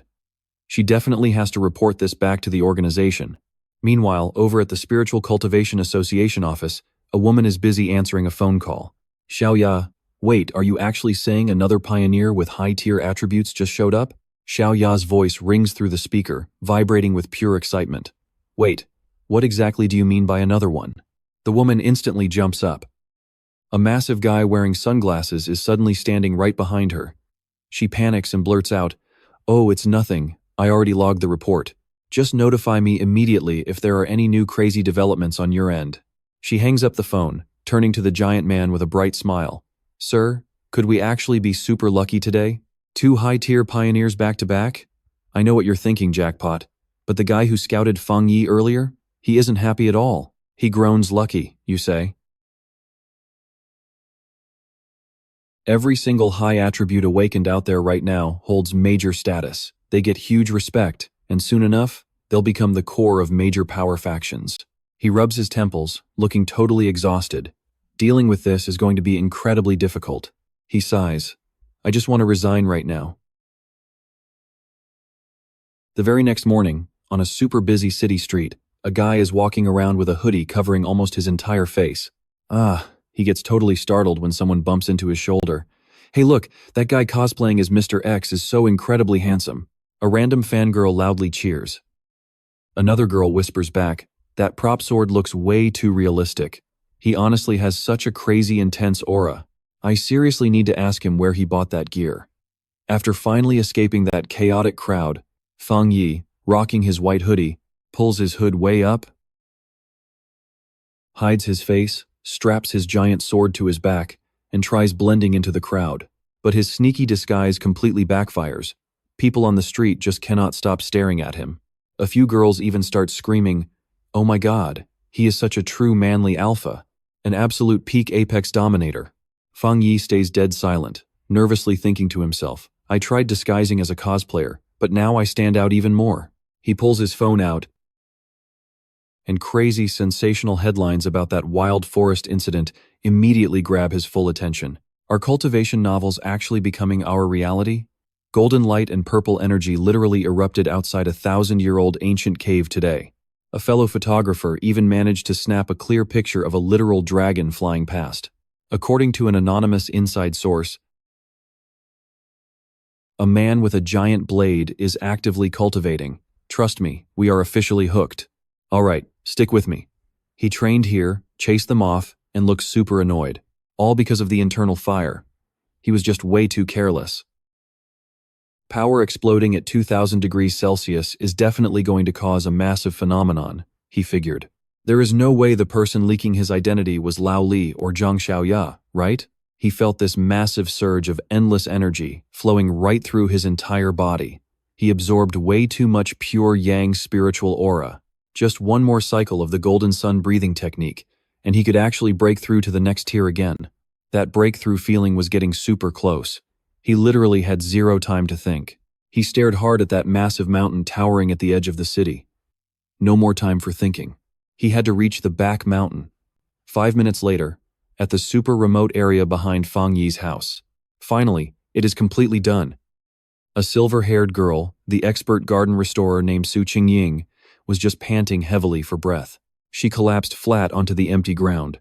After she finally cleaned up the explosion scene of that crazy mutant rabbit, suddenly, a massive wave of intense energy crashed in from far away. She shot up in pure shock. What exactly is this? A glowing orb of light rose from the mountain peak like a literal sun, blindingly illuminating the entire sky. Now watch closely. With power this insane, someone is definitely up on that mountain. The massive energy orb exploded, fully taking the shape of a gigantic, blazing fire phoenix. She gasped in absolute shock. Wait, who is this? Are they actually about to break through to the 3-star Qi refining tier? She stared at the earth-shattering energy tornado. Could a simple Qi refining tier breakthrough seriously cause this level of absolute crazy chaos? This is going way beyond bizarre. She just couldn't sit still and do nothing anymore. Not good. I need to go check that out. She dashed toward the peak, completely filled with doubt and serious determination. Could it really be him? There is absolutely no way, right? I have to catch you. Meanwhile, right on the mountain peak, Fang Yi was meditating. Drowning in a blazing golden sea of energy, he formed hand seals as endless golden arms materialized right behind his back, creating a truly majestic and terrifying thousand-hand Guanyin spiritual avatar. His face looked totally resolute, with glowing golden energy veins literally popping out everywhere, showing that he was focusing insanely hard just to control this absolute monster of a power. The energy slowly condensed into the shape of a divine axe, completely surrounded by a glowing green spiritual aura ring. Su Qingying had finally gotten close. She hid behind a massive rock, holding her breath to watch. He was actually trying to swing the divine axe. She was totally shocked. You and I know that is unbelievable, right? How in the world could he control spiritual aura with such perfect precision and crazy stability? Has this guy seriously been secretly cultivating for hundreds of years without a single person knowing? A painful memory suddenly hit her hard. She had totally failed before when trying to break through to the 2-star Qi refining tier, because the heavy pressure of the divine axe backfired on her, causing her to vomit blood and stay bedridden for a whole week. She literally didn't even want to think about it again. Even someone like her, with such an incredibly strong physique, had completely failed the attempt. So where the heck did this bizarre monster even come from? She stared at the perfectly forming divine axe, her heart absolutely filled with admiration. Such incredibly massive spiritual aura, and yet such insane, ultra-precise control over every drop. Swinging the divine axe, every single thread of spiritual aura looked like it had been refined thousands of times over. This guy wasn't just some extraordinary monster. He honestly looked exactly like a literal god descending straight from the heavens. On top of that, most pioneers, the second they feel a breakthrough coming, always rush blindly just to achieve it. But this guy was moving in such a steady way, backed by an unbreakable mindset and ridiculously deep combat experience. Like an ancient hidden master. Trust me, you are going to want to see where this axe lands. All right, stick with me. She screamed toward the east as Fang Yi's eyes snapped open. Energy streams completely wrapped his body as the system announced a 2-star Qi refining breakthrough. She froze instantly as a massive shockwave of pure energy exploded outward. Ah! Oh! Su Qingying was totally blown away by the intense airflow, getting sucked right into a wind tunnel created by his insane level-up aftershock. When the dust settled, she panted, scanning the silent area. Did I really just lose him? It has literally only been 30 seconds. She bit her lip nervously. If I'm right, he already knows I've been tracking him. If things keep going like this, won't recruiting him be completely impossible? Suddenly, a wild idea clicked. Wait! She stood up, faced the quiet forest, and yelled respectfully, Senior expert. I am guessing you haven't actually left yet, right? Now watch closely here. A hooded figure stepped from the shadows, glaring at the blonde. Is she really the one who's been investigating me these past few days? Su Qingying spoke up, her voice crystal clear and super formal. I am the captain of the Firefly Squad from Xia Country's Spiritual Cultivation Association, and I am also one of the very first pioneers. On behalf of our entire association, I sincerely invite you to join us. She pushed on, her tone slightly pleading. I tracked you for 2 whole days just hoping you would officially join. I really hope you don't have a bad impression of us. Plus. Though we are not public yet, all the official documents are completely ready. She panicked internally while keeping a straight face. Is he going to feel offended? Will he think I am just annoying him? I need to choose my words carefully and stay soft. Now, you'd probably expect a big reaction. But Fang Yi just dropped one cold, extremely short question. Why? That single word completely threw her off. Because. She freaked out. What should I do? Should I tell the absolute truth? But a beast like him won't fall for tricks. What good are empty, polite words anyway? Taking a super deep breath, she decided to be direct. The truth is, Xia country wants to unite all the early stage pioneers, guiding them on an organized path, while also giving them some very special, heavy protection. Right now, everyone is leveling up in total chaos, with zero actual control. And I totally get that joining a faction might feel like a cage to you. But eventually, we all must face this energy surge and fight these unknown enemies together. Fang Yi listened, casually sat on a rock, and lazily rested his chin. And what if I say no, because I still do not completely trust you yet? Su Qingying was completely stunned, her face burning bright red from pure embarrassment. In absolute desperation, she frantically yanked an ID card right out of her jacket. My name.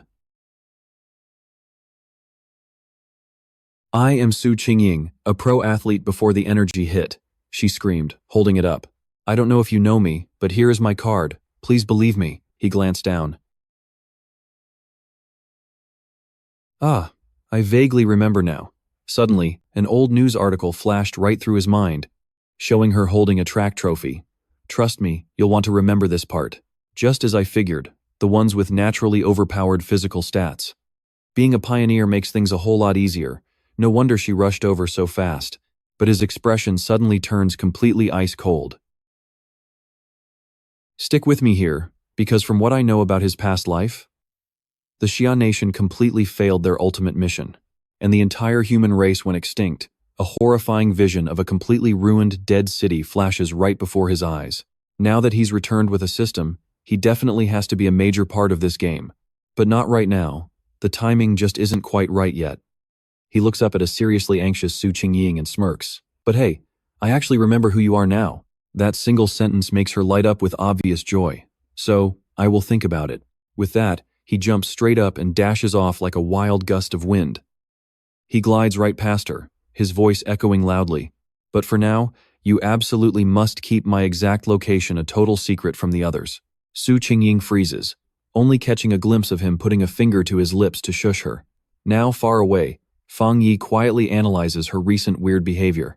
It seems the current association is absolutely terrified of angering ridiculously strong pioneers like himself. Now watch closely, he can completely use this to his advantage. The two of them casually brush past each other right in midair. She tells him, I can cooperate with you, but the association has already noticed the massive power shifts after your recent breakthrough, so I have to submit a half-true, half-fake report to them. What do you think? Fang Yi just replies, fine by me, go ahead and do that. Wait. But the guy is already gone. Su Qingying finally lands on a thick tree branch, letting out a massive, exhausted sigh. Walking down a quiet forest trail, she aggressively mutters to herself in pure, absolute frustration. I still haven't caught him. Exactly how many times have I completely failed by now? He is so obviously trying to avoid me on purpose. She sighs heavily. I am completely exhausted from covering up this powerhouse's tracks all day. I honestly feel so bad for myself. Shaking her head, she says, All right, let's just stop thinking about it. Actually, being out here on an external field mission isn't too bad. But suddenly, her radio violently crackles back to life. Her commander's voice comes through full of pure panic. The anomalous entities have suddenly started appearing once again. You and I both know this is terrible news. They're back? Terrifying memories of bloodthirsty wolves with glowing red eyes suddenly flood her mind as she violently grits her teeth. Those bizarre, blood-soaked monstrosities. I will absolutely never be able to forget about them. Some were completely cold and cruel, while others were just pure insane and thirsty for blood.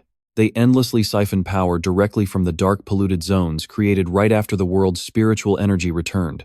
Some of them mutate into twisted, hideous monsters that strictly eat humans, while others disguise themselves as terrifying, unnatural disasters on a never-ending killing spree, violently dividing up the territory and eventually creating brand new polluted disaster zones. If we do not wipe every single one out, they will unleash horrific destruction and just keep slowly devouring the entire human world until absolutely nothing is left. That very night, a massive torrential downpour slams the city, with wild lightning ripping right across the pitch-dark sky. Crowds rush frantically to find shelter. Emergency broadcasts loop endlessly, flashing a major red alert warning for a super typhoon. Citizens are strongly advised to stay indoors unless absolutely necessary and to exercise extreme caution tonight. Urgent emergency broadcast bulletin: the Yuhuang Mountain tourist area is at high risk of severe flooding and is completely locked down.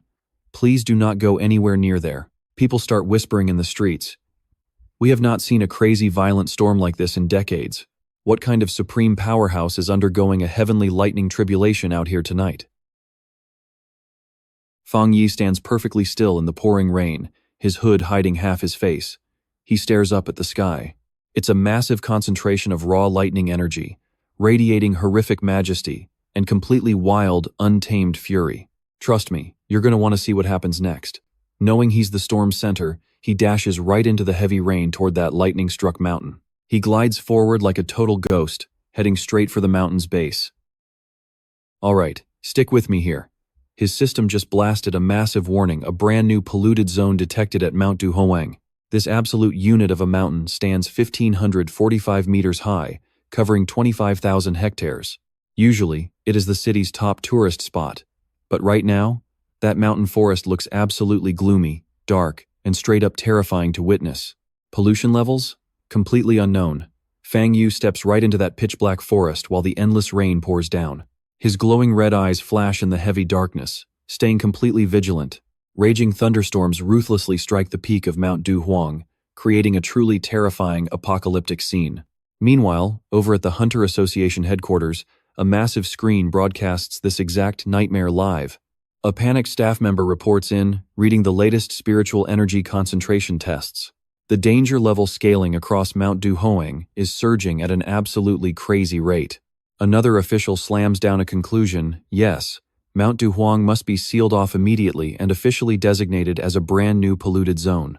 The gray-haired elder sitting in the head seat looks on with a dead serious expression. This issue is critical and insanely dangerous, which is exactly why I called an emergency summons for Qingying. Even though she was busy handling another mission, he shifts his gaze toward the striking white-haired girl. Qingying, give us the latest updates right now. She stands unfazed before a council of top-tier executives. Su Qingying delivers her report clearly. Right now, climbing Mount Duhuang is physically impossible. The lightning attribute energy has fully reached an explosive threshold. We have officially classified this entire location as an A-rank polluted disaster zone. She stares at the footage of the mountain getting absolutely ravaged by lightning, speaking with deep concern. Now, here is where you and I should worry. Current readings show Mount Duhuang might actually hit S-rank status. Within just 1 hour, the ultimate emergency protocol must be activated without a single second of delay. But based on all the collected data from our previous top explorers, there is literally no explorer in our current roster capable of surviving a trip into this area. Not even I can pull this off. The other elites in the meeting room immediately start whispering. Even for high-tier 3-star Qi refining stage explorers, the computer calculations are showing a brutal 100% mortality rate. An officer barks an order, then we need to start by completely locking down the base of Mount Duhuang. Do it immediately, and deploy heavy patrol teams to operate around the clock, day and night. We have to stop anyone from climbing up. The elder nods heavily, agreeing with the harsh call. We must eliminate this threat right at the root, so lock down the entire mountain absolutely completely. A fresh polluted zone has just formed, and the spiritual energy there is hitting an absolute peak. Nobody is allowed anywhere near it. Once the crazy energy concentration finally drops down, we will reassess the situation. Meanwhile, violent lightning bolts crackle and blast the ground to pieces. We know better, right? Fang Yi is already standing dead center in that raging storm. Despite brutal lightning whipping his entire body, he grins luckily. I have the golden sun breathing technique. He walks steadily up toward the absolute peak, while deadly blue lightning literally dances all around him. But even this is not nearly enough to extract the absolute purest form of lightning energy. I must reach the center of the storm, right at the peak of Mount Duhuang. Traumatic memories suddenly rush back into his mind alongside the heavy return of spiritual energy. Humanity really didn't gain much practical benefit from this awakening. The entire food chain basically flipped overnight, and humans plummeted straight to the bottom.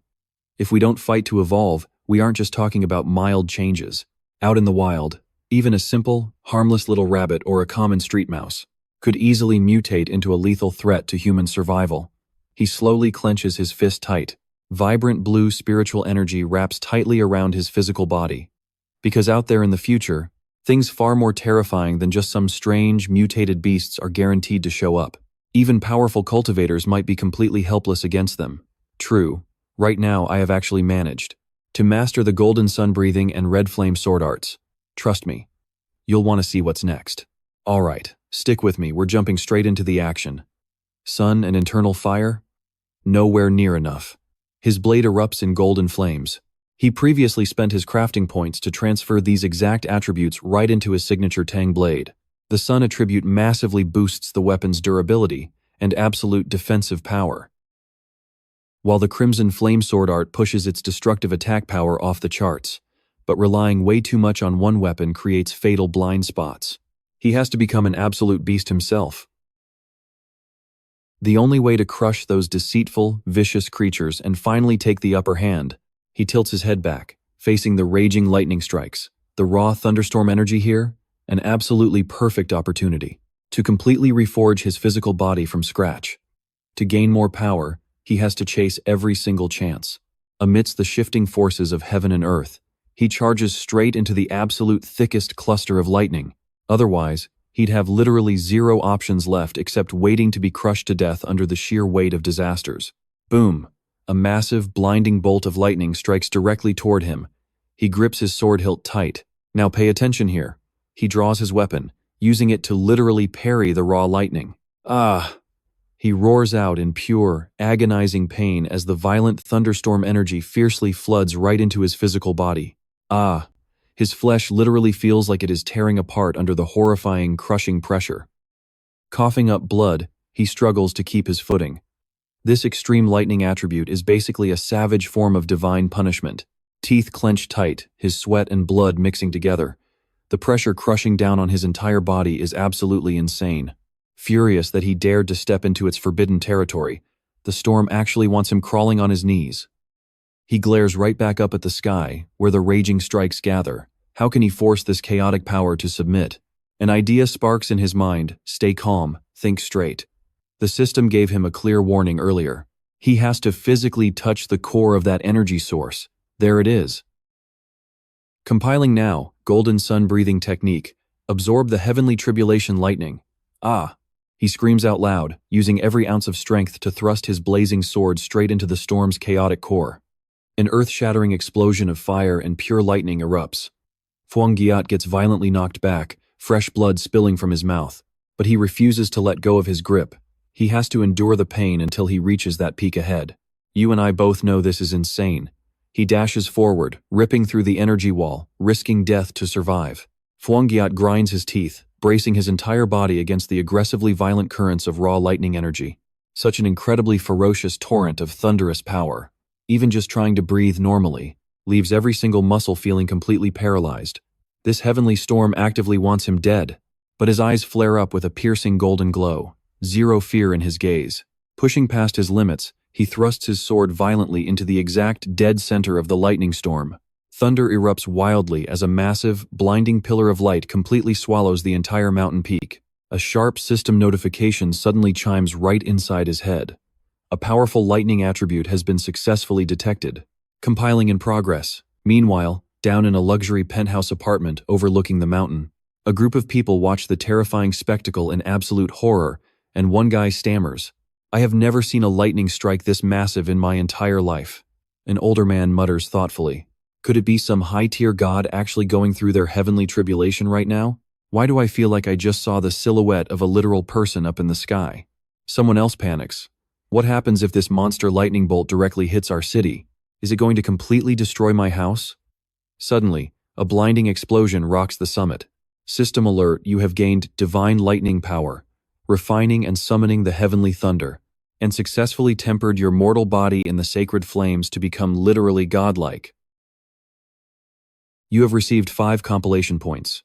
Fang Yi is now effortlessly floating in midair, completely wrapped in pulsing auras of brilliant golden and deep blue energy. The lightning attribute, a supreme tier power with defensive and destructive capabilities, totally different from the sun attribute. So what do you and I take away here? Lightning power literally turns his body into a living storm. Alright, stick with me whether it's offense or defense, this power is an absolute beast. Legends say that ancient cultivators from way back in the day, whenever their physical bodies hit a limit, would channel raw lightning straight into their veins to forge themselves, making their bodies as indestructible as massive mountains. Wild blue lightning violently swirls all around his body, shredding his clothes to absolute pieces. He screams out loud, "Lightning is my spear, and it is also my ultimate shield." He can actively feel the crazy transformation happening deep inside. I finally get it, the true power of lightning isn't just about pure destruction and wiping things out. It's actually all about deep purification and complete rebirth. I can literally feel my bones and meridians being tempered right now, upgrading my entire system to the absolute max without a single drop of pain. This is the pure, raw judgment power of true lightning, ready to punish all evil and corruption, granting me straight-up double critical strike damage. System prompt hits, do you want to consume compilation points? He lands smoothly, the wild energy fading. So should I just transfer this insane attribute right into my blade now? He summons his sword, one arm completely wrapped in sparking lightning. The blade in his other hand burns bright.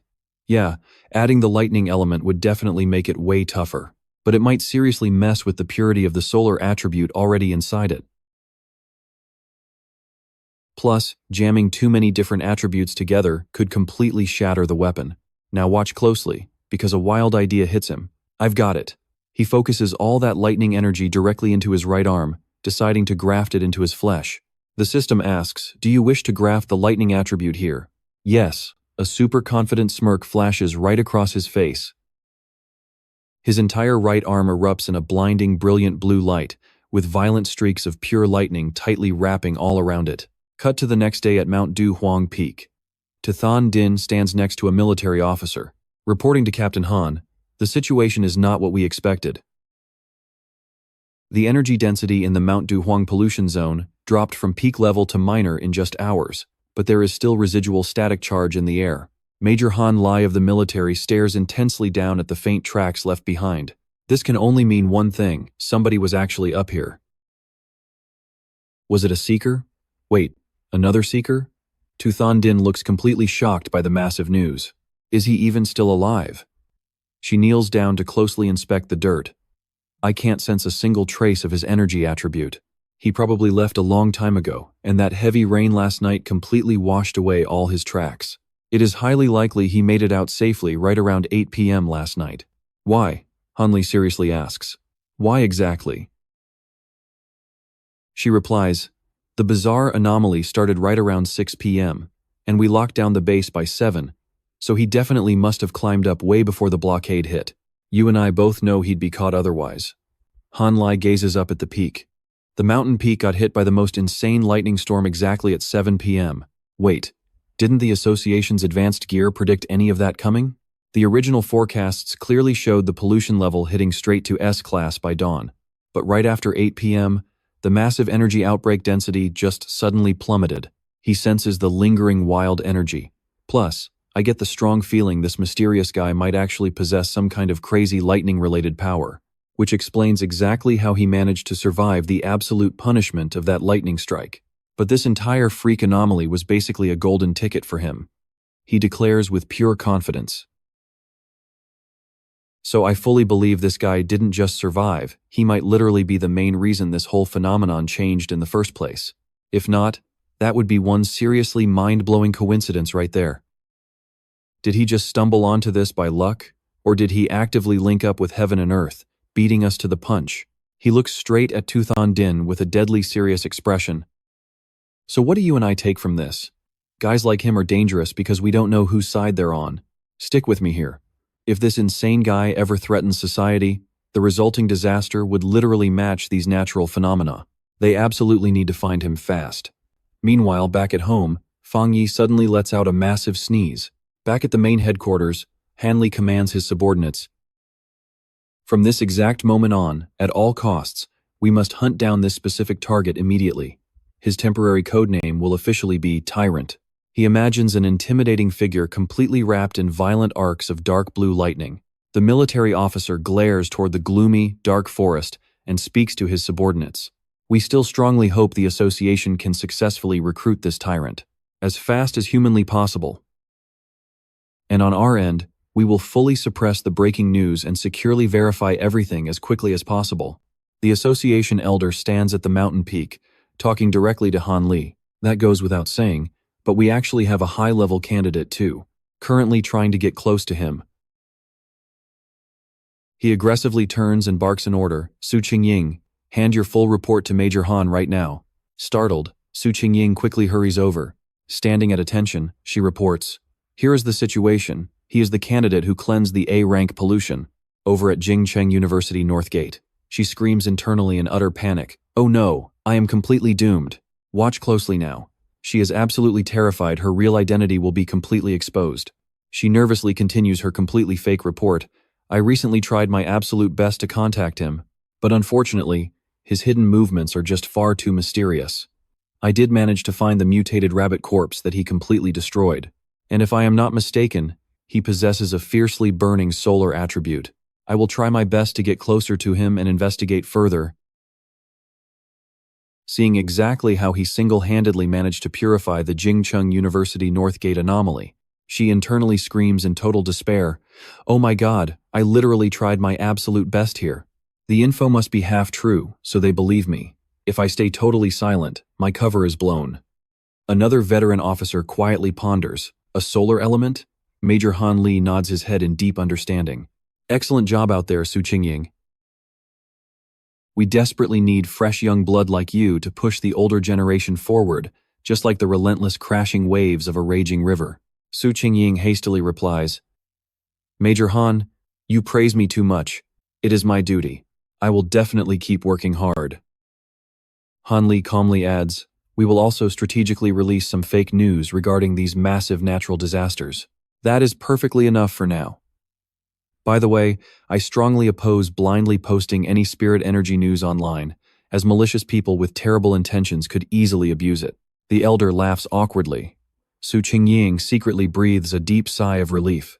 Finally, it is completely over. Meanwhile, at Fang Yi's home, he casually drops his terribly torn jacket onto the sofa. Golden sun-breathing art. A brilliant golden light completely wraps around the ruined coat. Seconds later, the jacket is perfectly repaired, looking brand new. He easily puts the coat back on. I know what you're thinking. With the lightning attribute, he instantly feels a massive, undeniable change. Wild blue lightning bolts playfully dance across his entire right hand. My right arm seemingly underwent a complete physical mutation after absorbing this intense lightning attribute, becoming the absolute strongest part of my entire body, with its raw power drastically increased. He carefully condenses the crackling thunder energy straight into his palm. I truly feel like I am reaching a massive new breakthrough point, but what really blows my mind is that the lightning attribute is supposed to be incredibly violent. Yet right after being implanted, it somehow became as tame and obedient as a little kitten. I can actually control this raw power effortlessly. He clearly recalls the absolutely terrifying pain from when he first absorbed that intense solar energy. I clearly remember activating the blazing solar attribute for the very first time, using the golden sun-breathing art. So what do we take from this? The original pain was truly unbearable, meaning his tough body definitely weakened the raw lightning during absorption, right? He calmly stares down at the sparking lightning orb. The system drops an absolutely massive hint. Lightning attributes deal exactly 300% critical damage to any evil, abnormal entity. He cannot wait to test this out. But suddenly, his phone starts buzzing. Stick with me, here we are about to find out. He grabs his phone. Ever since that recent incident, he pinned all the news and forum warnings right to the very top of his watch list. We are living through a massive era of global change right now. And to protect everyday, ordinary people as much as physically possible, the Shah National Alliance just started issuing these immediate, high-priority emergency alerts. A breaking news flash suddenly pops up on his screen. But for a candidate like him, these danger alerts, they always hide huge opportunities. It is an absolute temptation that he just cannot resist. Even if it costs him his life and ruins his entire path, he has to take the risk. Huh? A chemical plant explosion, but somehow 0 casualties reported. A massive explosion at a chemical factory caused severe environmental pollution right in the city, and official investigations are currently underway to figure out the exact cause. He mutters quietly. Now pay attention to this detail. A pollution explosion this big is super suspicious. The comments below are flooding in. Oh my god, my house is nearby. Not gonna lie, it feels incredibly weird, but I do not even know how to describe it. Does it feel like a cold, totally sinister kind of vibe? To the guy above me, yes, exactly. Your description is absolutely spot on. The scene is absolutely terrifying. Are you two joking? It is literally just a chemical factory blowing up. What does that have to do with anything supernatural? Even if a factory near us exploded, the only real issue would just be the horrible stench. But the photos look so dark and totally gloomy. Is this straight out of a movie set or something? It is the apocalypse. Fwang flinches, his eyebrows pulling together. A freezing, sinister stench. Why does he suddenly feel like he recognizes that exact scent? Roar. A terrifying memory from his past life instantly comes rushing back. He remembers it perfectly now. That deeply evil, absolutely horrifying thing from his past life. The image of a hideous monster literally eating a person alive flashes in his mind. No, do not move. A gigantic, rat-like monster with glowing blood-red eyes completely locking onto him. Yeah, could it actually be that exact beast? He goes dead silent, his expression turning deadly serious. Those specific creatures love to spawn in total darkness and nightfall. At first, they might just be your average everyday plants or animals, but right after they start mutating, they gain real human-level intelligence, and their raw strength goes absolutely crazy. Whether it involves stalking, aggressively hunting, or executing rapid kills, their abilities evolve into something genuinely terrifying. He clenches his fist tight as raw lightning crackles around his fingers. This thing is 100 times more dangerous than that mutated rabbit. He needs to strike tonight, before it manages to evolve any further. He stands up, a literal sphere of lightning in his grip. You and I both know what is coming. Time to test that 300% critical strike damage in actual combat. The rain starts pouring down again. A squad of people wearing black cloaks dashes through the heavy downpour. One of them calls in, "Main headquarters."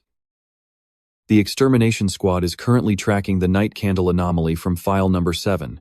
It is notorious for completely blending into the dark shadows and hiding its real presence. And when approached, it makes these tiny splashing water sounds. Oh, and it loves eating human flesh. Unit 4, please provide backup to complete this file as fast as humanly possible. The captain speaks up. In this kind of weather, it will definitely start hunting for food. Thunder violently rips right across the sky. We absolutely cannot let that happen under our watch. Back in the control room, a staff member reports, "Confirmed. The extra data packet for file number 7, the night candle, has been successfully uploaded. The request to launch an extermination op has just been bumped to priority level B, with an estimated completion time of exactly 12 hours. Extermination team, keep tracking the target. Your absolute #1 priority out there is staying alive." They charge into the storm. Trust me, you will want to see this. "Stick with me here," an eradication squad member just replied, "Understood," to his orders. Their captain stares dead ahead, intensely analyzing the city map glowing right on his smart contacts. 12 hours isn't exactly fast, but it is the absolute best that HQ can offer them. The Xia Nation is massive, and these deadly mutations are spreading like crazy absolutely everywhere. HQ is completely overwhelmed and swamped. Then suddenly a blaring red alert hits hard. From the main control room, "Wait up, the zone you're entering has Spirit Aura Association members inside." Su Qingying's face flashes brightly right up onto the main tactical screen. Ying Squad's captain, Su Qingying, is currently busy running a crucial candidate surveillance mission. We can ping her right now to give you guys some temporary backup out there. "Thanks a million for that," the captain says. As his entire team keeps pushing aggressively forward, one guy mutters, "I really hope she gets here fast. I've heard about her insane track record." Meanwhile, Su Qingying is elsewhere just thinking, "Wait, huh? Since when did I become this famous? The eradication captain suddenly frowns in deep confusion. Out of nowhere, another cloaked squad drops right onto a nearby roof, completely blocking their path. Leading them is none other than Su Qingying. Arms crossed, looking down utterly annoyed, she snaps. Is this your mess once again? You guys seriously want me working overtime? The eradication captain looks up and says, Su Qingying. Now pay attention, this time they're dealing with the night candle anomaly, a literal man-eating beast. This isn't just basic overtime. A Ying squad member scoffing out loud says, Is this really how you guys beg for help? Su Qingying just completely turns her back away. It seems the eradication squad is strong enough without support. In that case, Ying squad is officially out. One of her teammates whispers, Wow, Captain is absolutely savage. What if they actually get eaten alive? Another one whispers back, Just ignore them completely. Like our own missions aren't deadly enough already. Wait, the eradication captain panics, desperately clasping his hands together in a total plea. I am so sorry, I spoke completely out of line. Please help us track its exact location. You know exactly how insanely dangerous Night Candle really is. Without your elite tracking and surveillance skills, if we get eaten, fine, whatever, but the innocent citizens of this entire massive city will absolutely die. After a long, tense silence, both squads are finally standing together up on the roof, looking out over the city in the rain. A sensory member from Su Qingying's squad focuses up intensely. Suddenly he shouts out loud, We found its exact coordinates. This way. A glowing blue sphere of pure spirit aura materializes right inside his open hand. He hurls the orb forward, and it instantly transforms into a swirling blue energy vortex, guiding their path. Let that sink in. They track this monster straight to an abandoned factory. Inside, a massive, grotesque, rat-like monster is furiously devouring something raw right there in the dark. File number 7, Zhu Yi. Loves damp, pitch-black places, and absolutely loves eating raw human flesh. Su Qingying gives the brutal command. Understood. Eradication squad. Commence the strike operation right away. The mutant monster suddenly jerks its head right up, its disgusting whiskers twitching wildly in fear. Sensing their powerful presence, the beast scrambles to make a run for it. The target has detected our presence. Eradication squad. Activate the total suppression formation. Do it right now. They instantly lock down the perimeter, completely trapping it.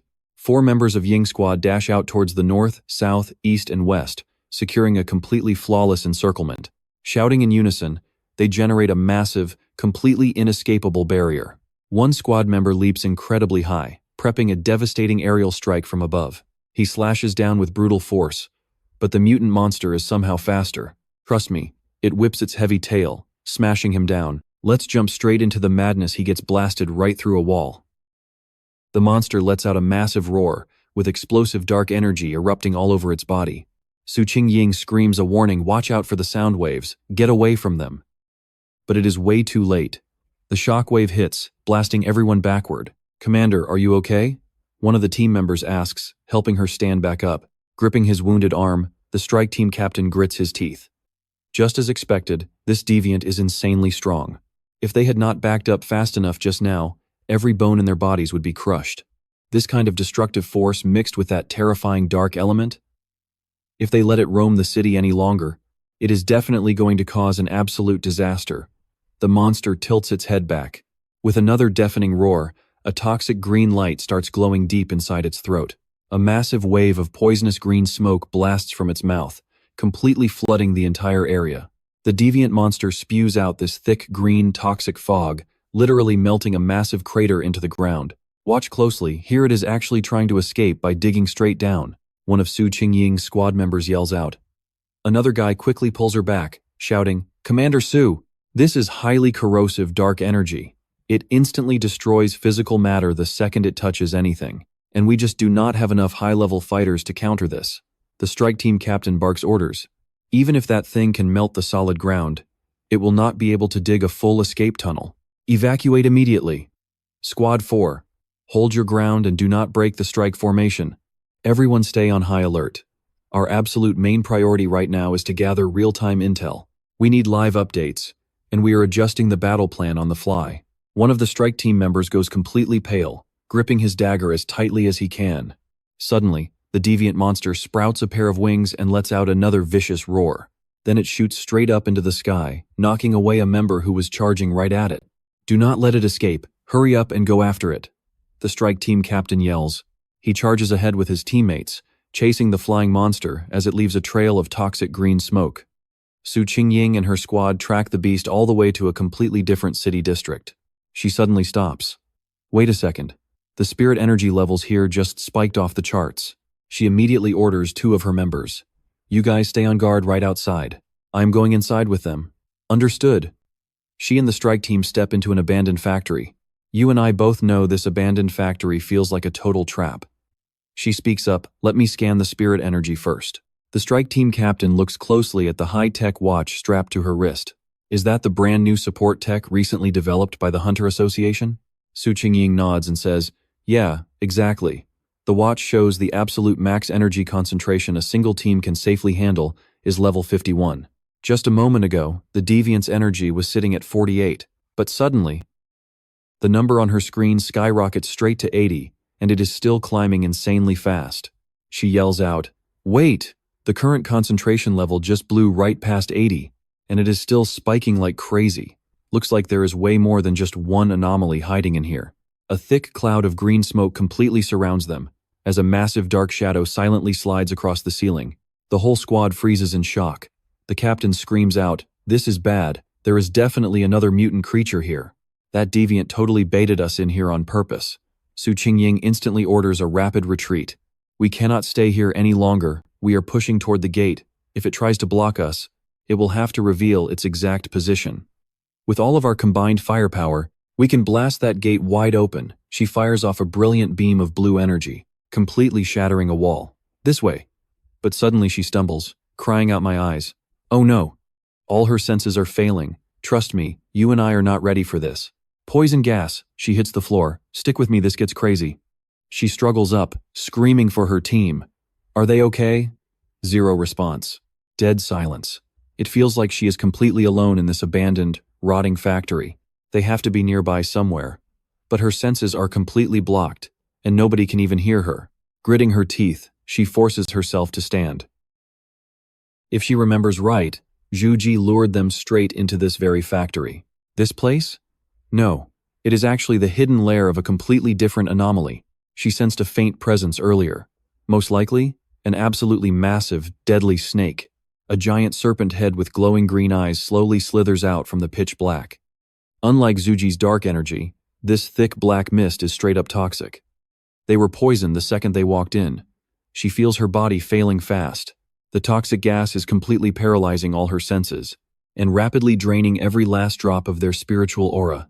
If they try to use aura to attack, they will exhaust themselves instantly. Right now, her aura is already practically at 0. Without a protective shield, she is basically a walking corpse. She collapses, her vision fading out. What kind of monster is this? It has overwhelming power, insane combat IQ, and sets such a cunning trap. Is this the end? Watch with me. A bright flash from above. She opens her eyes, boom! The ceiling shatters entirely. A blurry figure drops in, just as her eyes flutter shut. A figure in a white hoodie lands hard. Fang Yi faces off against the giant serpent. So this is a dark-type anomaly. Now it all makes sense. The snake roars, violently whipping its tail at him. Meanwhile, the rat beast ambushes from behind. Fang Yi touches down on the ground effortlessly. He glances at the giant snake below, then the bat beast diving from above. A cold, knowing smirk crosses his face. Ah, now I get it. Turns out there are actually 2 anomalies hiding here. Zhu Ji lunges. Razor-sharp fangs sink deep into his shoulder, drawing fresh, warm blood. But Fang Yi does not even flinch. He glares at the beast biting him, totally mocking it. One sets the trap, and the other goes for the kill? A smart tag team. You saw that, right? We were wondering why this place had such an insanely rich amount of spiritual aura. You really love biting people, huh? He growls, actual lightning sparking wildly in his eyes. Blue lightning violently erupts around Fang Yi, surging straight into Zhu Ji with devastating force. Then how about you taste some high-voltage lightning? At that exact second, the giant python whips its massive tail from behind. Fang Yi does not even look back. He swings a flaming blade, completely blocking the strike. Knocking the snake away, he spins right back to Zhu Ji, who is totally paralyzed by electricity. His blade ignites with a roaring fire. His voice drops low, heavy with absolute menace. Your turn now. Tell me, are you afraid of fire? The Zhu Ji beast unleashes a furious roar. Its glowing green eyes blast a deadly beam of energy for a desperate counterattack. Fang Yi smoothly tilts his body, dodging the death beam with zero effort. He raises his blazing blade high, ready for the final finishing blow. Channeling all his power into the weapon, his glowing golden eyes lock dead onto the target. Cold and absolute, he speaks. Look closely at this blade. Pushed back, the giant python stabilizes itself. It slithers forward, looking for another opening. But trust me, you and I know Fang Yi won't allow it. Stick with me, he is launching forward like an absolute lightning bolt. His blade, wrapped in raging fire and thunder, aims straight for the giant python's jaws. The strike pierces right through its skull, leaving behind a massive, devastating wound. Sickly green dark energy violently bursts from the gash as the horrific monster thrashes around in pure agony. But suddenly, Fang Yi senses something is dangerously wrong here. He frowns, his eyes snapping to high alert as a quiet gasp escapes his lips. Right at that fatal wound, the two halves of the python's sliced head slowly stitch together. The head heals itself completely. You and I knew it, this beast had a hidden trick. But before the snake can counterattack, a massive lightning strike crashes down from the sky, slamming its head. The monster only has time to look absolutely shocked. Extreme high voltage completely fries the python, making it let out a gut-wrenching screech while its body violently convulses. Wah! Fang Yi just calmly watches the crazy show, a super confident smirk spreading across his face. He actually lets out a cold little scoff. He mutters his genius battle strategy out loud, his tone completely calculating and sharp. Good thing I sensed it beforehand, the dark aura off this python is way more intense than that bamboo weirdo. Just now, when I used my saber and fired up my internal flame, I pulled my punch back at the very last second. He holds up his long saber, the blade still crackling with leftover sparks and raw lightning. His expression turns dead cold as he explains the setup. I used the blade as a conductor to gather thunder and blast that lightning directly into the python's giant body. Fang Yi hovers right in midair. Down below, an ocean of fire completely swallows the monster's remains. He stares down, giving his deep, thoughtful analysis. They both had that same dark anomaly energy. That bamboo monster was definitely sneaky and creepy, but honestly pretty weak, just bloodthirsty enough to hunt one or two ordinary people, not fully evolved yet. But this giant snake? Totally different. But watch closely, Fang Yi suddenly hisses in pure agony, his face twisting. Catching his breath, he looks down at his shoulder in pure shock. Nasty dark purple snake scales are actually sprouting right out of his skin. Real snake scales? The scales are spreading fast, glowing weirdly under the firelight, almost like the beast's venom is literally trying to mutate his human body. Fang Yi stares dead at the tiny flame floating in his palm. His face turns completely serious as he breaks down the dangerous situation. Just as I suspected, this is one insanely cunning mutant beast. Even its intelligence has fully leveled up now. Its silent sneak attacks are absolutely lethal. The venom has a powerful paralyzing effect, meaning it can easily kill you without making a single sound. He gently touches the burning wound on his shoulder, feeling a sharp shooting pain.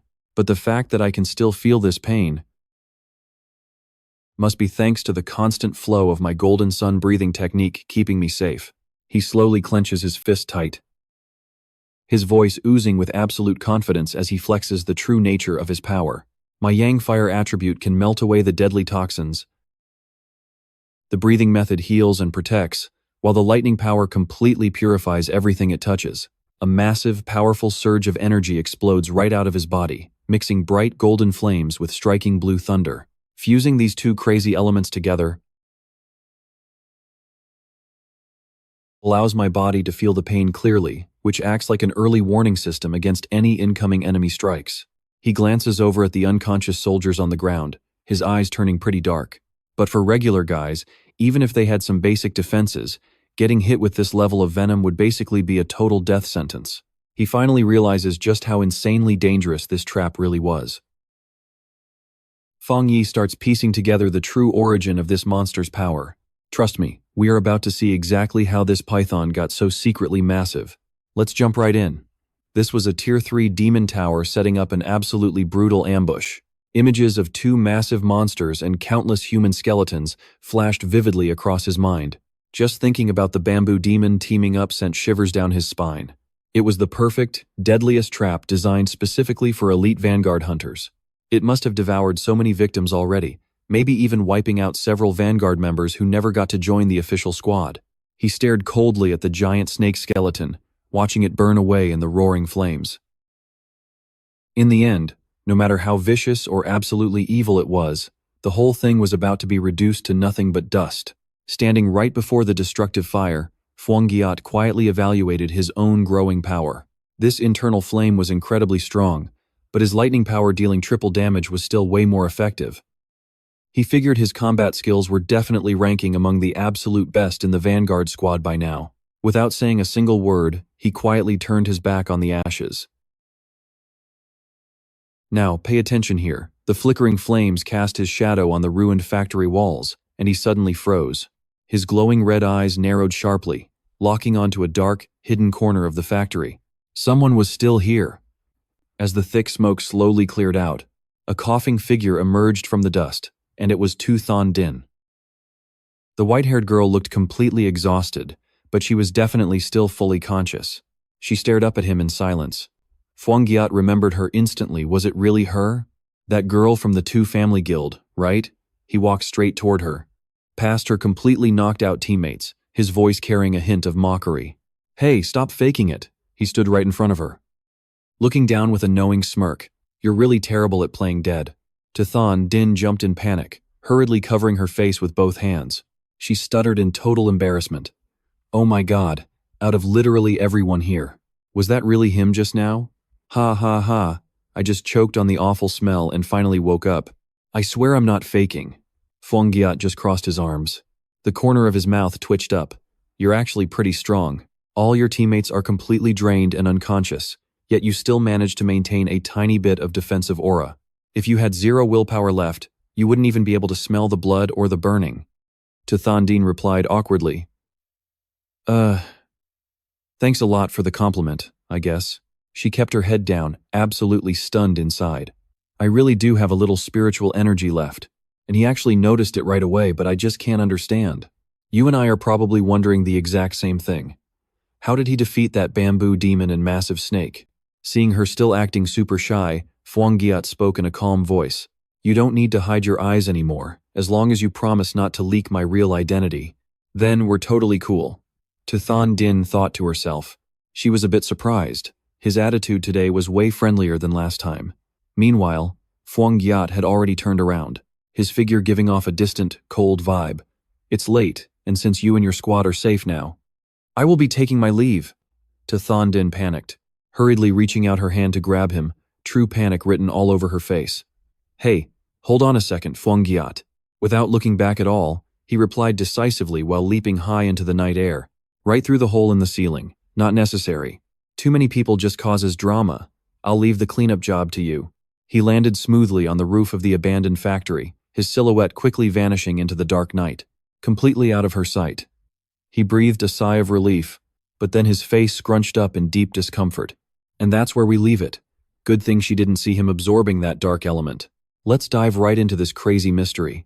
Standing under the moonlight, he thought about that sickening, freezing sensation. Did his body reject that dark energy, forcing his inner power to scatter it completely before he could even absorb it? Even the system stayed dead silent. Whatever, he would head home and figure this massive headache out later. Down below, Su Qingying stared up at the massive hole in the ceiling, moonlight flooding the ruined room. She felt a real sting of regret.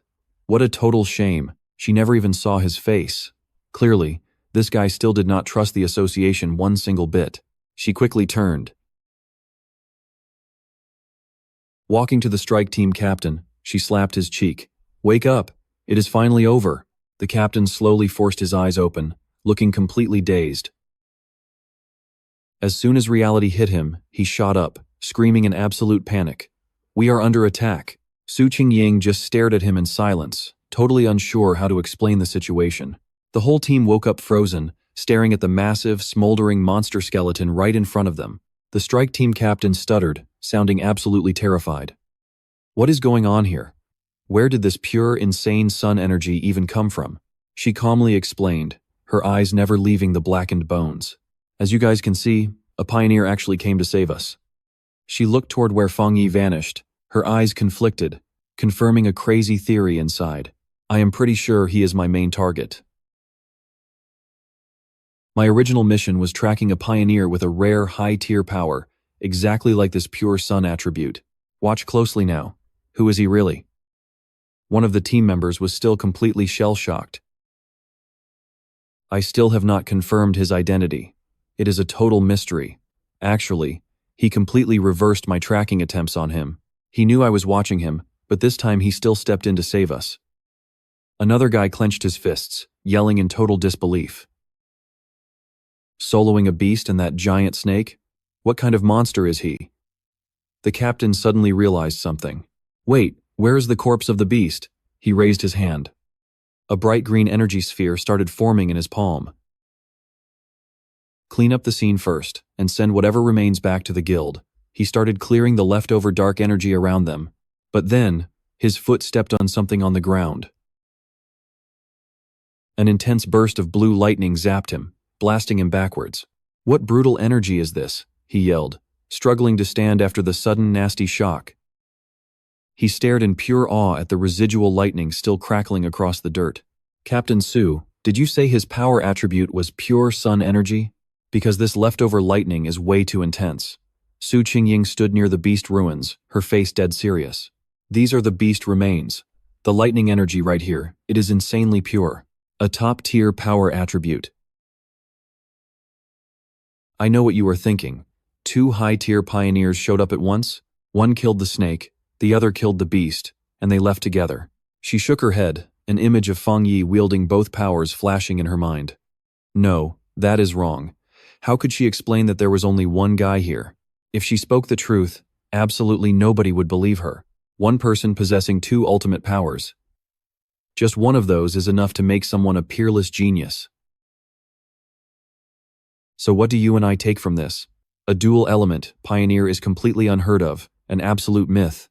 The raging fire on the snake skeleton, the sun element firewalker, and the devastating lightning striking the dead beast. The lightning tyrant. Su Qingying's mind keeps replaying that final image of Fang Yi literally covered in pure fire and crackling lightning. Let's dive into this. What kind of monster is he? Outside the abandoned factory, 2 SUV headlights completely cut through the darkness. Thank goodness her squad members were waiting out there on standby. If she stayed stuck inside for too long, they were ready to call the association. The association actually deployed a full team of investigators based on the threat level. Honestly, they were expecting to collect corpses. 2 female squad mates sprint over, tackling Su Qingying with a massive, tearful hug. Captain, you're alive. They honestly thought their fearless leader was gone for good this time. What would they even do without her? Su Qingying just quietly pats their backs to comfort them. Nearby, a hooded investigator stares intensely at the glowing data popping up on a high-tech handheld device. Their main mission now? Scanning all that crazy residual soul energy, analyzing the blast zones, and reconstructing the entire battle. The association's specialized investigators immediately get right down to business, using these advanced high-tech gadgets to scan that massive, terrifying skeleton, beaming the incident report straight back to headquarters. An investigator decked out in full protective gear, holding an analyzer, steps up to deliver a totally professional report to Su Qingying and the extermination squad captain. Captains, based on the crater analysis and the lingering ambient energy spikes, judging by the attack patterns and the raw execution methods. Watch closely here, there is a 99% chance one single guy slaughtered both anomalies. Hearing that, Su Qingying and the extermination captain literally cannot hide their pure, unfiltered shock. Their eyes go wide. So that guy really was a top-tier dual-element Vanguard operative after all. I totally thought our sensors were just glitching out, one team member mutters in pure, undeniable disbelief. The extermination squad captain grits his teeth, looking absolutely shell-shocked. Seriously, just one of those freaky anomalies would have been enough to wipe their whole squad. Another guy chimes in, sounding super impressed but also totally outclassed. Yeah, and that absolute powerhouse instantly crushed both of them. They are all ghost axe tier, but the power gap is just insane. Su Qingying taps her earpiece right away, her gaze suddenly turning razor sharp. Her target has officially reappeared on the grid, and all the intel is updated. She immediately needs to report this to headquarters. She stares up at the bright moon glowing through the blown-out roof, running quick mental calculations. You and I know both the Tyrant and Jingcheng University's North Gate are locked in her sights. On the other end of the comms, an older guy rocking some gray hair, clearly her direct superior, takes a slow sip of his hot coffee and casually drops some orders. Got it, little Su. For now, consider your current mission completely put on hold. Su Qingying stays on the line, pushing back with a super firm tone. That guy literally saved all our lives. Wiped out the anomalies, and kept this entire sector completely secure. It is obvious he is not opposing the association, meaning he isn't the bad guy here. She pauses for a second, telling Old Han she actually sees things very differently. He warns her for her own safety, and to keep the Tyrant on good terms with the association, she must absolutely not approach him yet. She listens quietly, then finally responds back. Understood, but she has a massive theory about what really went down at the back mountain right before the Tyrant actually leveled up. Old Han, still on the other end of the comms, asks with serious concern, "What kind of theory?" Flashbacks of that insane earlier battle suddenly rush through her mind. Back then, she felt this absolutely overwhelmingly powerful aura exploding right from his exact location. So what do we think? A legendary spiritual weapon? Stick around, because this mystery just started. Let's dive right back into the madness. We now know our guy is actually a high-level dual-element pioneer. Old Han questions her, voice heavy with doubt. Does he really have a spirit artifact? He leans back, rubbing his forehead as he tries to logically piece this together. Absolutely zero chance. No matter how insane his talent level might be, owning a spirit artifact without massive outside backing or a mountain of resources is basically a straight-up impossibility for anyone. Plus, the elite investigators didn't even detect a third type of soul energy left behind at the actual battle scene. There is absolutely zero evidence pointing to a spirit artifact existing. Su Qingying fires back at him without missing a single beat. But when I clashed with him face to face, I definitely felt the pure yang energy coming from a spirit artifact. Old Han goes completely silent for a second before throwing out an absolutely mind-blowing possibility. Well then, maybe the artifact's raw power is actually feeding directly off his own personal yang attribute. If he happens to be a legendary Spirit Forger realm expert, then theoretically speaking, he could actually pull off crafting it himself. Su Qingying is completely stunned, her mind spinning out of control. A Spirit Forger? There are literally less than 5 of those walking the entire Earth. Old Han pushes on, his tone dropping dead serious. But if this guy actually has 3 different attributes? That single fact would completely shatter the entire landscape of the pioneer world. His voice hardens instantly, making it clear just how unbelievably insane this situation really is. Research proves that different elemental traits violently repel each other inside the body. Holding more than one is considered a total death sentence. Now watch closely here. A pioneer holding 3 attributes simultaneously? That has literally never happened before. He lets out a heavy sigh, his tone carrying a sudden wave of deep, chilling anxiety. If he really does hold a true spirit artifact, then the fact that we completely missed that third attribute might actually be a huge blessing in disguise. I just pray that a pioneer with this kind of godlike power doesn't wake up one day and decide to become the absolute worst enemy of all humanity. Meanwhile, we cut to Fang Yi standing under the hot shower, letting the warm water wash away the brutal exhaustion from his last intense battle. He steps out into the room, blindly reaching for a towel to toss over his soaking wet hair. We are less than 1 full year away from the official spirit energy awakening, but bizarre anomalies and wild natural disasters are already spiking up everywhere. Even the lower-level anomalies are starting to lash out with extreme, unhinged violence. He stares down at his open palm, watching a tiny, concentrated yang flame casually flickering there. So many pioneers out there, just like me, have already started training in total secret. His mind drifts back to the other rogue, independent cultivators he has crossed paths with. Once you force open that raw connection between your physical body and the soul realm, you and I both know something huge is coming. Cultivators can feel the world shifting way more intensely, just like that underground river crew did. Even without a single shred of official government recognition, most of these rogue pioneers are easily hitting stage 1 of the Ghost Axe power tier, at the very least. He doesn't even look as he casually tosses his heavy jacket right onto the sofa. Right now, the state is actively playing nice with freelance pioneers just like me. It basically means both the official government forces and the rogue players are locked in a surprisingly calm, quiet staring contest. The supernatural anomalies are still tightly under government control, and no massive, blood-spilling turf wars have broken out between the different pioneers just yet. He pulls on a sleek black turtleneck, getting ready to move. But even though the big bosses formed a spirit cultivation syndicate, they are still keeping the whole thing completely off the grid. On the streets, everyday people are non-stop whispering about the strange instability and the deadly, invisible threats closing in around them. It is totally obvious the government is desperately trying to shield the masses while secretly ringing the ultimate alarm bell in the shadows. He stands dead still in his dark room, heavily weighing the explosive situation. So here is what you and I can take away from all this. The government is completely terrified of opening up this cultivation era to the general public. He looks out the window. Stick with me here, because you and I are staring down a terrifying future where this entire city burns. With a massive population like this, going public with the truth means instant panic, brutal riots, and absolute mass casualties everywhere. Right now, the official Vanguard members are way too weak to handle that insane level of public chaos. Internal panic mixing with external monster attacks would only fast-track humanity's complete and total collapse. So yeah, playing it slow and keeping things quiet is actually the smartest move. At the end of the day, human fear is honestly way more terrifying than any monster. Images of that freakish beast and the giant python flash by, sparking a sudden, chilling question in his mind. Was this entire monster riot actually calculated from the start? Resting his chin, he deeply analyzes the true nature of the beasts he just fought. The really scary part is these anomalies are evolving way faster than anyone expected. Touching that black mist confirmed it. They use the shadow attribute, a deadly sub-branch of the dark element that acts as the ultimate natural counter to any Vanguard member.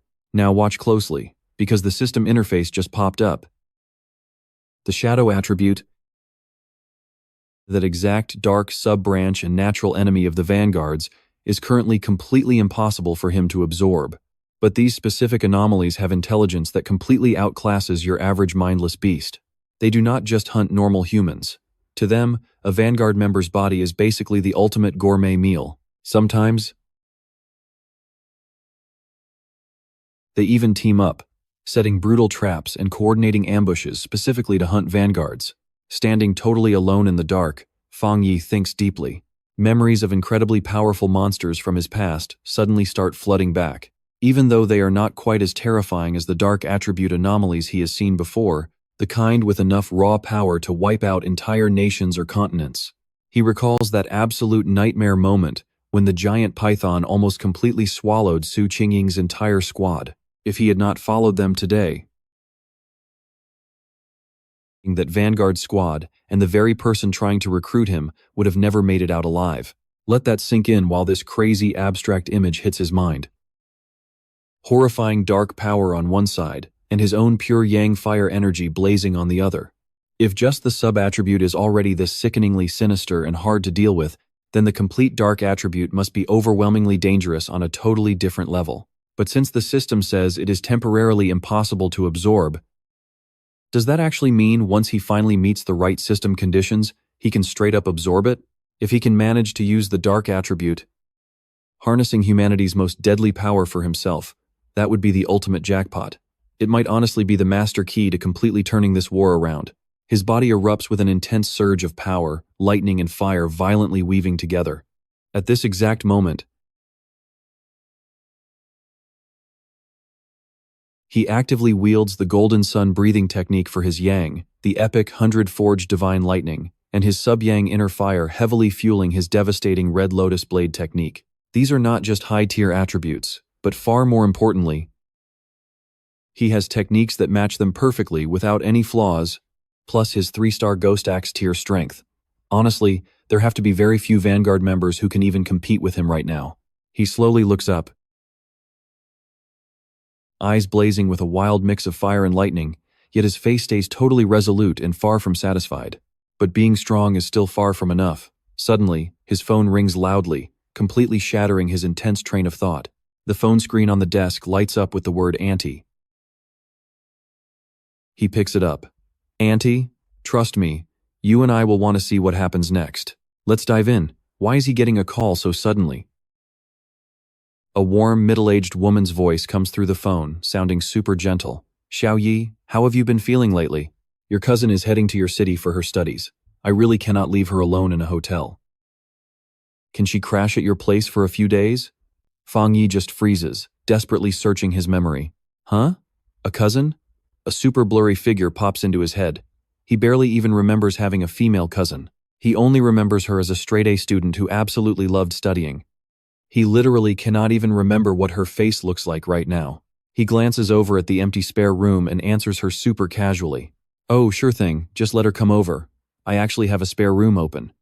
When is she arriving? His aunt happily replies. Do not worry. I will just send her the address. She can get there herself. Now watch closely. Somewhere else entirely, someone is smashing a keyboard at literal lightning speed. It is a girl rocking a bare hoodie pajama set, totally glued to her glaring computer monitor. She is casually chatting on the phone with her mom, totally distracted. It is fine, Mom. I can take care of myself. Wait a second. Meanwhile, a chat pops up on screen. Auntie will ask her to bring local snacks. Thanks, Auntie. I will gladly accept them. He, all right then. She arrives tomorrow afternoon. I am leaving her in your hands. Her monitor displays a chat group called Spirit Aura Revival, Martial Arts, Vanguard Team 7. Her username is beautiful, 91-year-old housewife. She types out 111, arriving this afternoon. Can we meet up in real life or just head straight to the destination? Nope, doing both. Got to put on a little act at my cousin's place first. Oh wow, your cousin? I will text you a bit later. Logging off now. She hangs up with her mom. All right, please stay healthy. I will visit home next time. Then she moves her mouse to close chat. A completely different window pops up on her screen, flashing a rumor warning. The celebrity town was renamed to Death Town, and 3 more people have vanished. Want to challenge death? Right below that text is a totally bloody image. I know what you are thinking. The bear girl just stares, glasses reflecting the screen. Manhwa town? Let's try it. Are you packed yet? Her mom suddenly bursts into the room, startling her. Her mom walks in, sounding super caring but also completely firm about this. No way. It is definitely not safe there. I trust your cousin way more. The girl weakly protests. Yeah, but I really do not want to bother him. A hotel is perfectly fine. Her mom gently pushes her out. Do not cause trouble. Do not be overly nosy there, understood? The girl reluctantly replies, Relax, I know. The door clicks shut behind her. She stands completely alone in the hallway. She exhales deeply, 1 step at a time. She gently pushes up her glasses. Her eyes become incredibly sharp and confident. Anyway, dealing with her cousin is still way easier than dealing with an anomaly. The very next day, under the crystal-clear blue city sky, a long-haired girl in a red hoodie drags her suitcase down the sidewalk. Her phone screen shows a map and reads, You have reached your destination. She stops right in front of a massive building, looking up at it. Yep, this must be the place. Right at that exact moment, Fang Yi walks out. The girl gasps in total surprise and timidly asks, are you my cousin? Fang Yi turns, red eyes staring at her. Trust me, you want to see this. Let us jump right into this super awkward family reunion. The girl stands there silently, clearly confused by his lack of words. A little later, they are both sitting awkwardly on the living room sofa. Fang Yi asks, So you came here just for the summer camp? Yes, she replies softly. Fang Yi hands her a glass of water. If you need absolutely anything at all, just let me know. She takes the glass, answering with perfect manners. Yes, thank you so much, cousin. A heavy, incredibly awkward silence completely takes over the room. Fang Yi places a spare key right into his younger cousin's palm, his voice completely flat and calm. Here is your spare key. I am heading to my room now. Yours is right across the hall. Lin Yi politely takes it. Got it. Please take good care of me for the next few days. The second Fang Yi turns his back to leave, Lin Yi secretly breathes a massive sigh of relief. This cousin actually seems pretty easygoing. Looks like he will not go snooping into my personal business. But wait.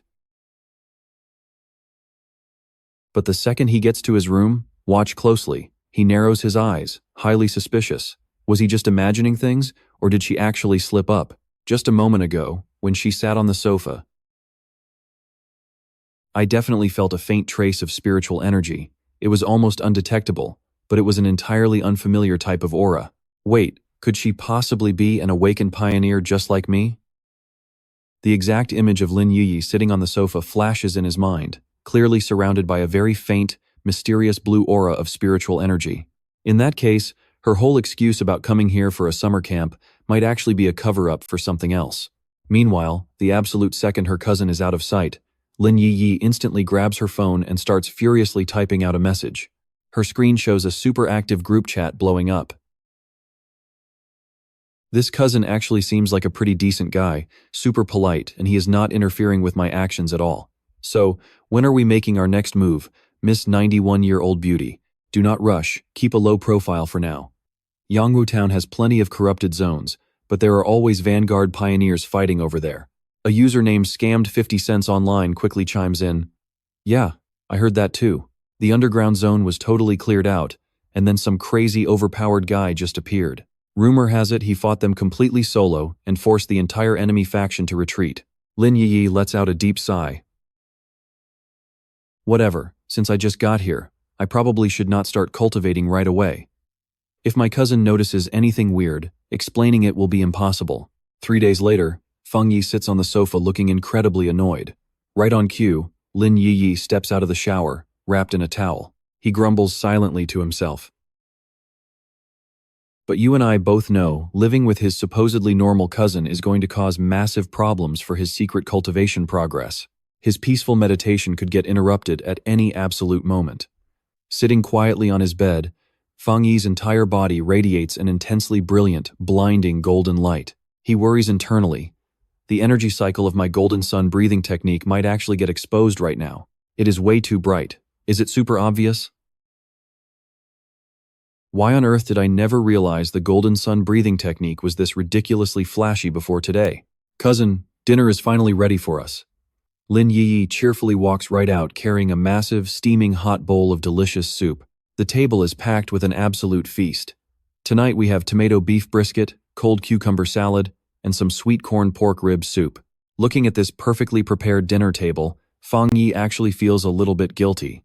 Alright, you are being way too polite every single day. Let me wash the dishes. Lin Yi waves her hands quickly. Oh, no worries at all.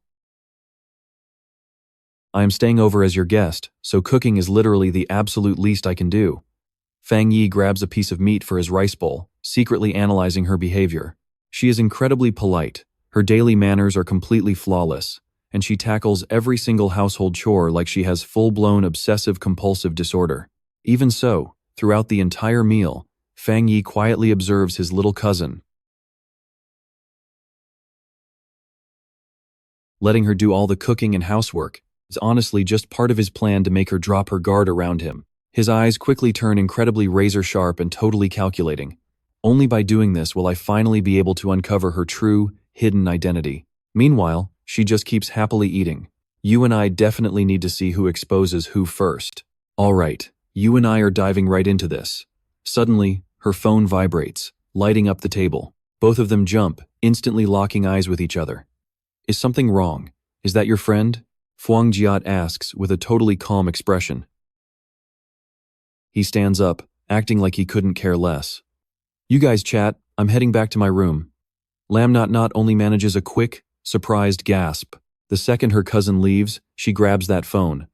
Suddenly, her entire expression turns dead serious. She whispers urgently into the receiver. What did you just say? A massive heaven and earth anomaly is showing up again tomorrow? She hurries back into her room, sitting on the edge of her bed, sounding totally panicked. Okay, when? She asks. 3 p.m.? Don't worry about it. I will definitely be there. Meanwhile, out on the balcony right outside her room, Fuang Giat is standing right there, quietly eavesdropping on her entire conversation. He speaks into his own phone. All right, I will meet you at the entrance to Duonghoa Town. He thinks to himself, isn't Duonghoa Town just some trendy spot out in the suburbs? It's literally only about a 1-hour drive away from here. He ends the phone call, staring at the faint blue spirit aura radiating out from his little cousin's room. A slight smile appears. You and I knew it. Turns out his cousin is actually a pioneer in this whole aura revival era too. He can perfectly see her silhouette meditating inside the bedroom. Luckily, with her current power level, there is zero chance she can actually detect him outside. The glowing aura around her body starts growing much stronger. Still in high school, but already at the 1-star ghost mansion realm? And it definitely looks like she's on the verge of breaking through again. Her vibe is so strange. Is it just because her raw talent is actually that incredibly high? He gazes off into the distance where the sun sets. His glowing crimson eyes reflect a flash of deep thought. So her summer camp trip was a total fake-out? Was this massive anomaly the real reason all along? She must have gotten leaked info about the event and used it as an excuse to come all the way out here. Standing there on the balcony, he clenches his fist, feeling absolute raw power surging through his body. Every single anomaly is a huge opportunity, a chance to score a new cultivation method to seriously level up his own strength. He looks up at the night sky, the corners of his lips curling into a dangerously excited smile. He wonders, what kind of elemental attribute is going to drop in Duanghua town this time? He leaps into the dark. And listen to me, whatever this drop is, he is making absolutely sure it belongs to him. Back inside, Lam Not Not suddenly snaps her eyes open, stopping her cultivation. Weird. She stares right out the window, where the moonlight floods in. Was that just my imagination, or was somebody actually spying on me? Cut to the very next morning at Duanghua town. Right at the town entrance, a super cheerful voice rings out. Hey, Not Not. A girl with short brown hair, rocking some sporty gear, immediately hooks her arm with Lam Not Not. She asks out of total curiosity, You've been at your cousin's for days. How is he? Is he handsome? Lam Not Not thinks for a second before answering. Well, he is a nice guy. As for his looks, just a completely normal, totally average kind of guy. Definitely not the super handsome internet celebrity type that you always obsess over. Hey, her friend lets out a long sigh, looking honestly a little disappointed. Lam Not Not just giggles softly. Then a gorgeous red-haired woman steps up, wearing an absolutely stunning, skin-tight Cheongzam dress. Do not forget, Not Not always describes herself as just another average face in the crowd. All right then. Since everyone is finally here, let's get straight to business. One party member looks around and asks, By the way, is she seriously not showing up again? Someone else casually replies, It is just the 6 of us again. She is not coming. The redhead just smiles, totally unfazed. So what do you and I think happens next? She is always mysterious like that. We are used to it, so let us move. Stick with me here. From a nearby cafe balcony, Phuong Dat quietly observes the whole crew. Sipping water, his sharp eyes evaluate their every move. It definitely seems his cousin's team is keeping their true strength a major secret. He can literally feel the massive spiritual aura radiating from every single person. Even their absolute weakest member is stabilized at the 1-star ghost mansion tier. And that guy talking earlier? He is already sitting at the 3-star ghost mansion level. Judging from their chatter, there is another heavy hitter on the team who is constantly absent. Sitting there, a cold, mysterious smile slowly creeps onto his lips. Up on the mountain in this trendy town, his red eyes narrow with pure anticipation. From way up high, Phuong Dat gazes down. Suddenly, a massive emerald green vine violently crashes down right from the sky. Rooting deep into the mountain, he thinks, just like the magic beanstalk from a fairy tale, it must be a magic beanstalk. This wild vine spawns randomly around Duanghua town at completely unpredictable, chaotic times. This totally contradicts the old intel those pioneer teams gathered before. This phenomenon goes way beyond anyone's basic understanding. Pay attention here. This is clearly a major disaster, completely unrelated to weather or basic surface collapse. It is a literal otherworldly object, spawning from absolute nowhere without causing any physical damage. No crazy lightning or blazing sun visuals. It just quietly shifts and flashes right into plain sight. Meanwhile, Lam Not Not and her entire group march straight into a dense foggy valley. Oh my god, there it is. The redhead whispers, face full of shock and pure terror. The entire squad freezes, staring up at the giant vine emitting that magical green glow. If I did not see this, I would never believe it. One member gasps in complete amazement. Lam Not Not's best friend suddenly grabs her arm. Wait, shouldn't we turn back now? Lam Not Not turns back, worried. What is wrong? Her friend looks terrified, whole body visibly shaking. She locks eyes on the vine, her voice shaking. Only after seeing it myself, I know something is horribly wrong. It chills me right to the bone. She asks the others, "Did you see those rumors on the internal forum?" She grabs her face as terrifying memories violently flood back. I knew someone on that squad. Last time this vine spawned, they literally tried to touch it. They were all pioneers, way stronger than me, sitting at super high cultivation tiers. But right after that, they all completely vanished. We both felt that chill, right?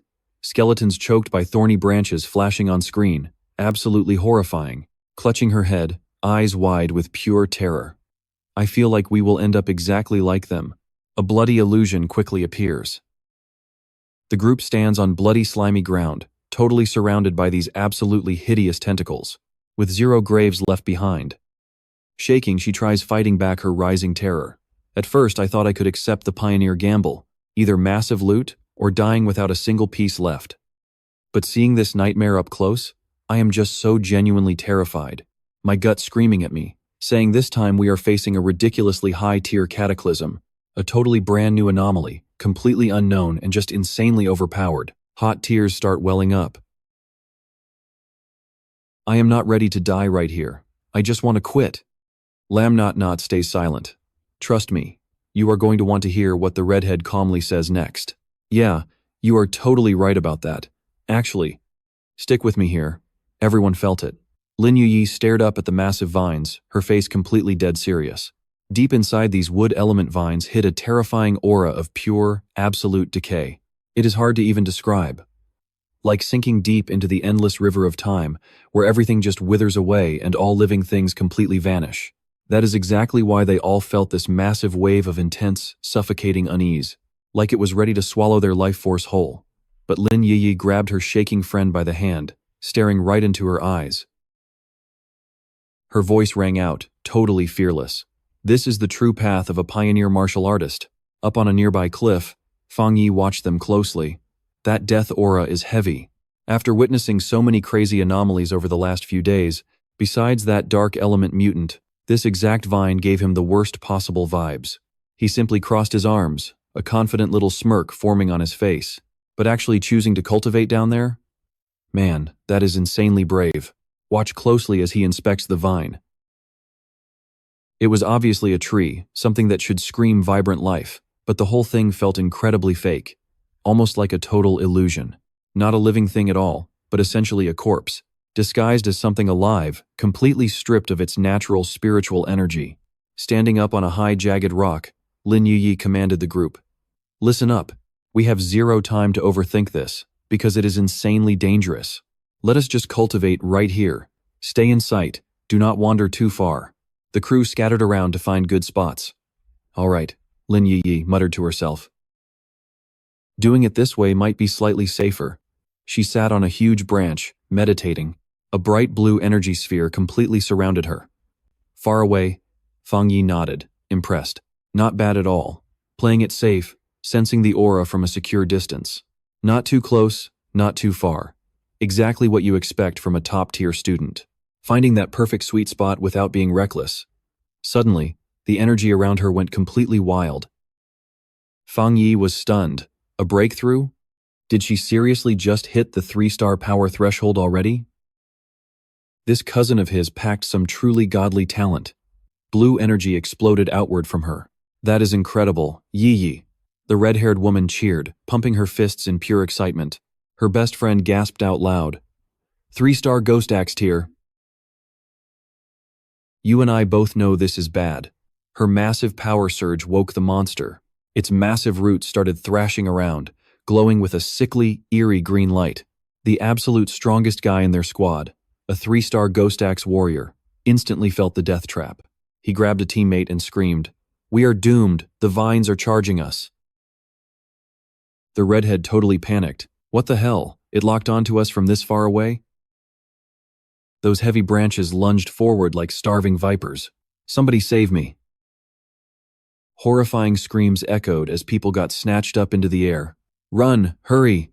If we stay here, we are dead meat," someone screamed, voice shaking with pure terror. Her breakthrough was way too loud. "Do not let those vines touch you. One hit, and that rot aura clings to your body, melting you down into a puddle instantly." Meanwhile, Lin Yi's protective energy shield was taking a brutal beating from the branches. "No, we cannot just leave her. Yi will die." Her best friend screamed in panic, trying desperately to hold the redhead back. But the redhead violently shoved her away, screaming back in pure anger. "Do what exactly? Waste my spiritual energy protecting her? She is the idiot who cultivated down there. She leveled up selfishly to step on us. Trust me, you hate to see a betrayal like this." "Calm down," the absolute strongest guy in the group shouts, desperately trying to defuse this wild panic. He claims life and death are just pure fate. If they do not run right now, they are dead. Let us see what happens next. She is way too young to act on blind emotion. "We barely even know each other," the redhead roars, totally cutting him off right there. Smack. She straight up slaps him across the face. "Then get the hell out of my way. I am never leaving a single comrade behind." High up on the cliff, Fang Yi watches this entire chaotic scene unfolding right below. His little cousin probably has zero clue about the absolute deadly danger she is actually standing in. Massive branches are already starting to crush down hard on Lam Not Not's energy shield. At the end of the day, she is still just a student. The sheer power of these creeping vines is terrifying. Is his own strength actually enough to save her life? But time is running out. Fang Yi erupts into a blinding golden aura, tightly gripping his massive blade, ready to make his move. His glowing red eyes flare with absolute, pure determination. He made a solemn promise to his aunt to protect her, and a promise like that, once made, simply cannot ever be broken. Down below, the redhead fights back fiercely, throwing heavy kicks to smash away the rushing demonic branches. But she is quickly overwhelmed. "Ah!" She screams in pure terror as countless thick vines completely wrap around her.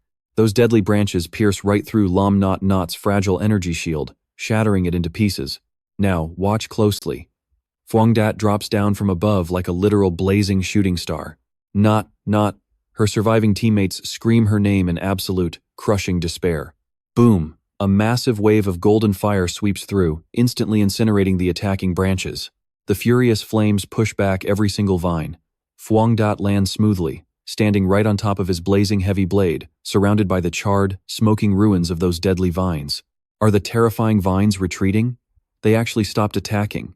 The whole squad just stares in absolute, stunned silence. That brilliant golden fire wraps around the remaining branches, making them violently shrink back. Fang Yi stands there looking majestic, like an absolute war god. Is this guy seriously just a vanguard? The supposed strongest man in the team literally has to shield his eyes from the blinding glare. That is an extreme yang power attribute. Makes total sense now. Only a supreme high-level attribute like that could act so aggressively, forcefully driving those wild, savage vines back into the dirt. He grits his teeth, totally consumed by bitter, burning jealousy. Why? He always considered himself incredibly gifted, hitting the 3-star Purple Palace realm in such an insanely short amount of time. In the entire nation, there are probably only a handful of vanguards who can actually match his crazy progression speed. He shoots a glance at Lam Not Not, then stares right back at the mysterious glowing figure. I know what you are thinking. He believes even Lam Not Not only matches his own talent level. He never expected a mystery prodigy like this. But then, he just stares deeply at Fang Yi's massive, blazing blade, his voice completely cracking with shock. If godlike vanguards like this are really out there, then what the heck are we? Are we just tiny background stars meant to highlight the bright, shining moon? He looks up at Fang Yi dominating the peak, feeling completely and utterly overwhelmed by his presence. He totally crushed me. No, scratch that, he crushed every single one of us, vanguards. He just watches that figure radiating a pure, blinding golden light, wondering in absolute terror, what kind of monstrous existence is this guy? Ping! A system notification pops straight into Fang Yi's mind. Extreme wood attribute detected. Auto-compiling system initiated and boom, compilation successful. Eternal vitality skill unlocked. It can instantly absorb all the raw life force in the surrounding environment, allowing him to rapidly heal any injuries in a flash. Fang Yi slowly closes his eyes. We leave it here. Can you imagine feeling all that insane energy flowing inside? Now watch this, such an overpowered wood technique, as long as life exists nearby. It basically turns into a perpetual motion machine, endlessly recharging his raw energy.